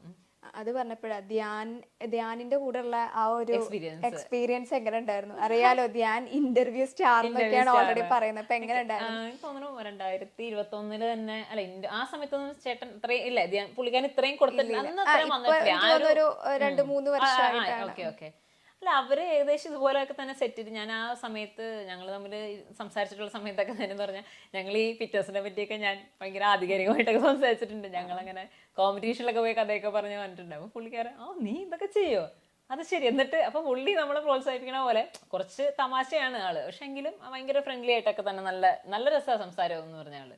എനിക്ക് തോന്നുന്നു കൂടുതൽ ഇവരൊക്കെ തന്നെയാണ് ആ എക്സ്പീരിയൻസ് ആയിട്ടുള്ളത്. ഇപ്പം സഞ്ജു ശിവറാം ഇവരൊക്കെ തന്നെ പറഞ്ഞിട്ടുണ്ട് അവർ ഭയങ്കര ഫ്രണ്ട്സ്, നല്ല ബോണ്ടായി. കാര്യം എന്ന് പറഞ്ഞാൽ പുള്ളിയുടെ ലൈഫിലെ എക്സ്പീരിയൻസും കാര്യങ്ങളും ഇതുപോലെ ഒരു ഷെയർ ചെയ്യുന്ന ഒരു ആർട്ടിസ്റ്റ് അവര് പോലും വേറെ വർക്ക് ചെയ്തിട്ടില്ലെന്ന്. കാര്യം മറ്റേ ഇതുണ്ടല്ലോ, കാര്യം ഇപ്പോൾ ഒരു ആക്ടറിന്റെ മകനാണ്, അവർ ഡയറക്ടറാണ് അല്ലേ. അപ്പൊ അങ്ങനെ കുറെ മേഖല ചെയ്തിട്ടുണ്ടെങ്കിലും ഇവരോടൊക്കെ വളരെ അത്രയും ഈസി ആയിട്ടാണ് സംസാരിക്കുന്ന രീതിയിൽ തഗ് ഡയലോഗുകളൊക്കെ പറയും. അതെ, അതൊരു കഴിവാണ് ശരിക്കും പറഞ്ഞാൽ. അതാണ് നമുക്ക് വേണ്ടത് അല്ലേ. അതുകൊണ്ടാണ് കാര്യം ഒരു ഡയലോഗ് കിട്ടുമ്പോഴേ തിരിച്ച് പറയാനുള്ളൊരു നമ്മൾ പറയില്ലേ ഇങ്ങനെ, അതൊരു കഴിവ് തന്നെയാണ് ശരിക്കും. അതെന്ന് വെച്ചാൽ പുള്ളി ഭയങ്കര സ്മൂത്ത് ആയിട്ട് അത് പറയുന്നത്. ഞാൻ തന്നെ ഇങ്ങനെ ശ്രദ്ധിക്കാറുണ്ട്. അതായത് കേൾക്കുന്നവർക്ക് ആർക്കും ഇറിറ്റേഷൻ തോന്നുന്നില്ല. പിന്നെ ഞാൻ പറഞ്ഞ ചില ആൾക്കാരുണ്ട് ഈ പറഞ്ഞ പോലെ പുള്ളിയുടെ എന്നും നമ്മൾ എല്ലാവരെയും എപ്പോഴും കണ്ടോണ്ടിരിക്കുമ്പോൾ ആൾക്കാർക്ക് പിടിക്കില്ലല്ലോ, ഒരു പിടിക്കാൻ. അപ്പോൾ ഓ ഇയാള് വരുന്നുണ്ട് അങ്ങനെ പറയുന്ന ആൾക്കാരുണ്ട്. പക്ഷെ പുള്ളി എപ്പോഴും എന്തെങ്കിലും ഒരു പുതുമ കൊണ്ടുവരുന്നുണ്ട്. പുള്ളി കാരണം എനിക്ക് തോന്നുന്നു ഇന്റർവ്യൂസ് കൂടിയത് തന്നെ പുള്ളി കാരണം എനിക്ക് സംശയമുണ്ട് ഇപ്പൊ. അതുകൊണ്ടല്ലേ ഇന്റർവ്യൂ കിങ്, ഇന്റർവ്യൂ സ്റ്റാർ അങ്ങനെയൊക്കെ പറഞ്ഞുകൊണ്ടിരിക്കുന്നത്. പറയുമ്പോ ധ്യാനിന്റെ ഇന്റർവ്യൂ ഉണ്ടെങ്കിൽ വൈറൽ കണ്ടന്റ് എന്നുള്ള രീതിയിൽ വരെ എന്നിട്ട് എനിക്ക് തോന്നുന്നു പുള്ളിയുടെ കൂടെ തന്നെ വർക്ക് ചെയ്ത അടുത്ത ഇന്റർവ്യൂ ചെയ്താൽ പൊളിക്കണോട്ടോ എന്ന് അങ്ങനെ പറഞ്ഞ ആൾക്കാരുണ്ട്. അത് ശരിയാ. പിന്നെ നമുക്ക് പറഞ്ഞില്ലേ ഇപ്പൊ ആൾക്കാർക്ക് ഇവരുടെ ഓൺ ഫ്രെയിം മാത്രമല്ല ഇവരെങ്ങനെയാണ് റിയാലിറ്റി സംസാരിച്ച് കാണുന്ന ഇഷ്ടമുള്ളവരുണ്ടാവുമല്ലോ. അല്ല പുള്ളി അങ്ങനെ തന്നെയാ കേട്ടോ, ഓൾമോസ്റ്റ് അങ്ങനെ തന്നെയുള്ള ആളാ. ഇനി വരാൻ പോകുന്ന പുതിയ പ്രൊജക്റ്റും കാര്യങ്ങളൊക്കെ ഇനി വരുന്നത് വെച്ചാൽ ഇനി ഒരു വെബ് സീരീസ് വരുന്നുണ്ട് നമ്മുടെ സൈജു SS അവരുടെ നമ്മുടെ ഇരയുടെ ടീമിന്റെ വെബ് സീരീസ്. ഞങ്ങളത് പ്ലാറ്റ്ഫോം ഇപ്പൊ ഡിസൈഡ് ചെയ്തിട്ടില്ല. അത് നമ്മളൊരു ചാനൽ ബേസ് പോലെ ചെയ്യാനാണ് ഉദ്ദേശിക്കുന്നത്, ഒരു ത്രൂ ഔട്ട്. അപ്പോൾ നമ്മൾ ലീഡ് തന്നെയാണ് അതിൽ വരുന്നത്. അതൊരു ഫീമെയിൽ ഒരു സബ്ജക്റ്റ്. അതിനെപ്പറ്റി ഒന്നും നമ്മളിപ്പം ഒഫീഷ്യലായിട്ടൊന്നും പറഞ്ഞിട്ടില്ല. അത് ഡിസ്കഷനൊക്കെ ചെയ്ത് അതിന്റെ സ്ക്രിപ്റ്റിംഗ് ഒക്കെ കഴിഞ്ഞിരിക്കുകയാണ്. പിന്നെ ഇതുപോലെ തന്നെ ഒരു ഫിലിം വേറെ വർക്ക് വരുന്നുണ്ട്. അതും അതിന്റെ ഞാൻ പറഞ്ഞ ഒരു ഒഫീഷ്യൽ ആയിട്ടുള്ള ഒരു ഇത് അനൗൺസ്മെന്റ് ചെയ്തിട്ടില്ല. അതെ, അത് എനിക്ക് സർപ്രൈസ് ആവട്ടെ അങ്ങനെയാണെങ്കിൽ. അങ്ങനെ വെയിറ്റിംഗ്. സീരിയലാണെങ്കിലും അല്ല അതും എടുത്ത് പറയേണ്ടതാണ്. അതായത് ഇനിയിപ്പോ ആൾക്കാരായിരിക്കും ഇനിയിപ്പോ ഇവള് സീരിയലൊന്നും ചെയ്യണില്ല അങ്ങനെയല്ല. സീരിയല് നല്ല സബ്ജക്റ്റ് വരുമ്പോൾ എപ്പോഴും ചെയ്യും. സീരിയൽ അങ്ങനെ തന്നെയാണ്. സീരിയലില് തീർച്ചയായിട്ടും ഡെഫിനറ്റ്ലി നമ്മളുടെ ഗ്രാഫ് താഴ്ന്നു പോകാത്ത രീതിയിലുള്ള ക്യാരക്ടേഴ്സ് വന്നു കഴിഞ്ഞാൽ ഉറപ്പായിട്ടും ചെയ്യും. ഇപ്പൊ നമ്മള് എന്താ പറയുക, ഇന്നലെ വരെ നമ്മൾ നന്നായിട്ട് ചെയ്തിട്ട് ഇനിയിപ്പോ നമുക്കൊരു ജസ്റ്റ് ഒരു വെറും ക്യാരക്ടറാണ് എന്ന് പറയുമ്പോൾ നമുക്കുണ്ടാവുന്ന ഒരു ഇമോഷണൽ ഒരു ഫീൽ ഉണ്ടല്ലോ. ഇത് നമുക്കൊന്നും ചെയ്യാനില്ലല്ലോ എന്ന്, നമുക്ക് എന്തെങ്കിലും ചെയ്യാൻ വേണ്ടേ ഒരു സംഭവം ചെയ്യുമ്പോൾ. അപ്പൊ അതെന്തായാലും നായികയായിട്ടാണോ വില്ലത്തിയായിട്ടാണോ? എനിക്ക് തോന്നുന്നു ഇനിയൊരു വില്ലത്തിയായിട്ട് തന്നെ ചെയ്യണം, ഇനിയൊരു വില്ലത്തിയായിട്ട് വരണം. എനിക്ക് തോന്നുന്നു ഫേസിൽ കുറച്ചും കൂടി വില്ലത്തിയാണ് സെറ്റ് ആവാൻ തോന്നുന്നു. അങ്ങനെയുണ്ടോ? ഈശ്വരാ, എന്റെ ഫേസ് കണ്ടിട്ട് വില്ലത്തിയാണ്. ഓക്കെ, നിന്നിപ്പോ ഞാൻ ഇങ്ങനെ നമ്മുടെ അർച്ചന സുശീലൻ ചെയ്ത ക്യാരക്ടർ ഉണ്ടല്ലോ, ഗ്ലോറിയ. അപ്പൊ ഇപ്പോഴും ആൾക്കാരെ അവർക്ക് വില്ലത്തി റോളാണ് പറ്റുള്ളൂ എന്നുള്ള ഒരു ചിന്തയിലുണ്ട്. പക്ഷെ ശരിക്കും അങ്ങനെ ഇല്ല കേട്ടോ, ഏത് റോളും നമുക്ക് ചെയ്യാം. അതെ അല്ല അതിലാണ് കാര്യം. ഞാൻ പറഞ്ഞല്ലോ രണ്ട് ക്യാരക്ടേഴ്സ് ആയിരുന്നു. അതായത് ഇപ്പൊ മറ്റസാരി ചെയ്ത ക്യാരക്ടർ ആവട്ടെ, അതിലൊരു Thikkurissy foundation new face award വരെ കിട്ടിയായിരുന്നു അതിന്റെ പെർഫോമൻസില്. പക്ഷേ ഭാഗ്യലക്ഷ്മി ആവട്ടെ, അത് എടുത്തു നോക്കി തന്നെ അറിയാം. ശരിക്കും പറഞ്ഞാൽ എനിക്ക് ആദ്യത്തെ ഒരു 1 month ഒക്കെ എനിക്ക് ഭയങ്കര ബുദ്ധിമുട്ടായിരുന്നു അഭിനയിക്കാൻ. കാര്യം പുരുഷോത്തമൻ സാറിനോട് ചോദിച്ചാൽ മനസ്സിലാകും. കാര്യം ഞങ്ങളിങ്ങനെ എന്നും കമ്മ്യൂണിക്കേറ്റ് ചെയ്യുന്ന നീരജ അത് കുറച്ചും കൂടെ മോൾഡ് ചെയ്യണം ക്യാരക്ടർ ആവാൻ വേണ്ടി. കാര്യം അതൊരു വേറെ 3 അനിയത്തിമാരുണ്ട്, മൂത്ത ആളാണ്. അപ്പം നമ്മൾ കുറച്ചും കൂടെ റെസ്പോൺസിബിൾ ആണ്, നേച്ചർ വേറെയാണ്, അതൊക്കെ ഉണ്ട്. അങ്ങനെ അത് വേറൊരു കഥ. പക്ഷെ അത് കുറച്ച് കഴിഞ്ഞപ്പോൾ സീരിയലിന്റെ പ്രത്യേകത എന്ന് വെച്ചാൽ പിന്നെ നമ്മൾ ഫാമിലി ആയി. കുറച്ച് കഴിഞ്ഞപ്പോൾ നമ്മൾ ആ കഥാപാത്രമായി മാറി. കാര്യം 1 മാസം കൊണ്ട് ഈ കഥ തീരുന്നില്ലല്ലോ. ഇതിങ്ങനെ 4 വർഷമൊക്കെ പോകുമ്പോഴത്തേക്കും പിന്നെ നമ്മൾ ആ ഒരു കഥാപാത്രമായി ലക്ഷ്മി പ്രഭ എന്ന് പറഞ്ഞ ക്യാരക്ടറായി മാറി. അപ്പൊ ആളിങ്ങനെയാ നടക്കണത്, ആളുടെ രീതികൾ ഇങ്ങനെയാണ്. അപ്പൊ അങ്ങനെ അതുകൊണ്ട് സീരിയൽ എന്തായാലും ഡെഫിനറ്റ്ലി ഞാൻ ചെയ്യും. അത് പക്ഷെ എനിക്ക് ഈ നായിക കരയുന്നതിനോട് ഇപ്പോഴും കുറച്ചൊക്കെ കരയാം, കുറച്ചൊക്കെ സിറ്റുവേഷൻ ആവാൻ കരയാം. പക്ഷെ ആ ഒരു കരച്ചിൽ പരിപാടി ഉണ്ടല്ലോ, കരച്ചിൽ തന്നെയാണ് നമ്മൾ കാണാൻ പറഞ്ഞാല് ഭയങ്കര പണിയാത്. വെച്ചാൽ അഭിനയിക്കുന്നതിന്റെ അല്ല, നമുക്ക് എന്തിനാണ് നമ്മൾ അങ്ങനെ ചെയ്യണമെന്ന് അയച്ചു. എന്തിനാണ് വെറുതെ എന്ത് പറഞ്ഞാലും കരയുന്നൊരു നായിക? ആരെങ്കിലും അങ്ങനെ ചെയ്യോ ഇപ്പോഴത്തെ കാലഘട്ടത്തിലല്ല? അങ്ങനെ ആരെങ്കിലും പ്രതികരിക്കുമോ? എന്ത് പറഞ്ഞാലും കരയുന്നു ഇല്ല. അപ്പൊ അതുകൊണ്ടാണ് അതൊരു ലോജിക്ക് പ്രശ്നമുണ്ട് അവിടെ, ചെറിയ പ്രശ്നമുണ്ട് അവിടെ. അതൊന്ന് മാറ്റി പിടിക്കേണ്ട സമയമായിരിക്കും എന്തായാലും. പാറ്റേൺ മൊത്തത്തിൽ മാറ്റാം. അല്ല അത് പാറ്റേൺ മൊത്തത്തിൽ എന്ന് പറഞ്ഞാൽ ഞാൻ പല കാര്യങ്ങളുണ്ട്. ഇതിപ്പോ ഞാൻ ഇവിടുന്ന് പറഞ്ഞുകൊണ്ട് ചെയ്യുന്നൊരു കാര്യമല്ല, ഫിനാൻഷ്യലിന്റെ കാര്യങ്ങളുണ്ട്. കാര്യം ഇത് ലാഭം ഉണ്ടാക്കുന്ന പരിപാടികളൊക്കെ ഉണ്ടല്ലോ ഇതിനകത്ത്. അപ്പൊ അതൊക്കെ വെച്ചിട്ടാണ്. പക്ഷെ എങ്കിലും നല്ല സംഭവങ്ങൾ. പക്ഷെ ഈ പറഞ്ഞ സംഭവത്തിന് അതിനായി വെയിറ്റ് ചെയ്തിരിക്കുന്ന കുറെ ഫാമിലി ഓഡിയൻസ് ഉണ്ട്. ഏത് കാര്യത്തിന്? അതായത് ഈ ഒരു കരച്ചില് അങ്ങനെ ചിന്തിക്കുന്ന കുറച്ച് ആൾക്കാരുണ്ട്. അല്ല അങ്ങനെ ചിന്തിക്കുന്ന ആൾക്കാരാണ് ഇപ്പോഴും കണ്ടിന്യൂ എങ്കിൽ ഉറപ്പായിട്ട് ഇവരെ ആരും ഇത് മാറ്റാൻ പോണില്ല. ഇത് തന്നെ കൊണ്ടോ കാര്യം. അത് ഞാൻ പറഞ്ഞത്, അത് ശരിക്കും മലയാളികളുടെ നമ്മൾ ഇവിടുത്തെ ആൾക്കാരാണല്ലോ. അപ്പൊ അതുകൊണ്ട് നമ്മുടെ തന്നെ മനസ്സാന്ന് പറയേണ്ടി വരും. അതായത് അപ്പുറത്തെ വീട്ടിലെ കുറ്റം കാണണം, അപ്പൊ അവര് 2 കൊടുത്തിട്ട് കരയിപ്പിക്കണം. ആ ഒരു ആറ്റിറ്റ്യൂഡാണ് കാണണമെങ്കിൽ ശരി സ്വന്തം വീട്ടിലൊന്നും കാണുന്നുണ്ടാവില്ല, അപ്പൊ ടി വിയിലെങ്കിലും കാണാമല്ലോ. അപ്പം ശരിക്കൊരു ഇതിനെപ്പറ്റി നമ്മൾ നേരത്തെ കേട്ടിട്ടില്ലേ, കുറച്ച് ടോക്സിക് കണ്ടന്റ് ആണ് കൊടുക്കുന്നത് അല്ലെ, സീരിയൽ കണ്ടിട്ട് പിള്ളേർ അങ്ങനെ ചെയ്യുന്നു ഇങ്ങനെ ചെയ്യുന്നു എന്നൊക്കെ പറഞ്ഞിട്ട്. അപ്പൊ അതാണ്. എന്തായാലും നല്ല വർക്കുകൾ വന്നപ്പോൾ ഞാൻ ചെയ്യാൻ റെഡിയാണ്. പുതിയ കഥാപാത്രങ്ങള് അതെ, പുതിയ കഥാപാത്രങ്ങൾ ഇനി വരും വർഷങ്ങളപ്പോ ഒരുപാട് സിനിമയും സീരിയലും എല്ലാത്തിലും നിറഞ്ഞ് അതെ ഇനി നമ്മൾ കാണുമ്പോൾ ഒരുപാട് കഥാപാത്രങ്ങളൊക്കെ ചെയ്ത് ഒരുപാട് ഞാൻ ചെയ്ത കഥാപാത്രങ്ങളെ പറ്റി സംസാരിച്ചുകൊണ്ട് അല്ലെ. അതെ അതെ ഇനി ഒരുപാട് കഥാപാത്രങ്ങൾ വേണം. അതെ അതെ ഉറപ്പായിട്ടും. Thank you thank you for inviting. Thank you.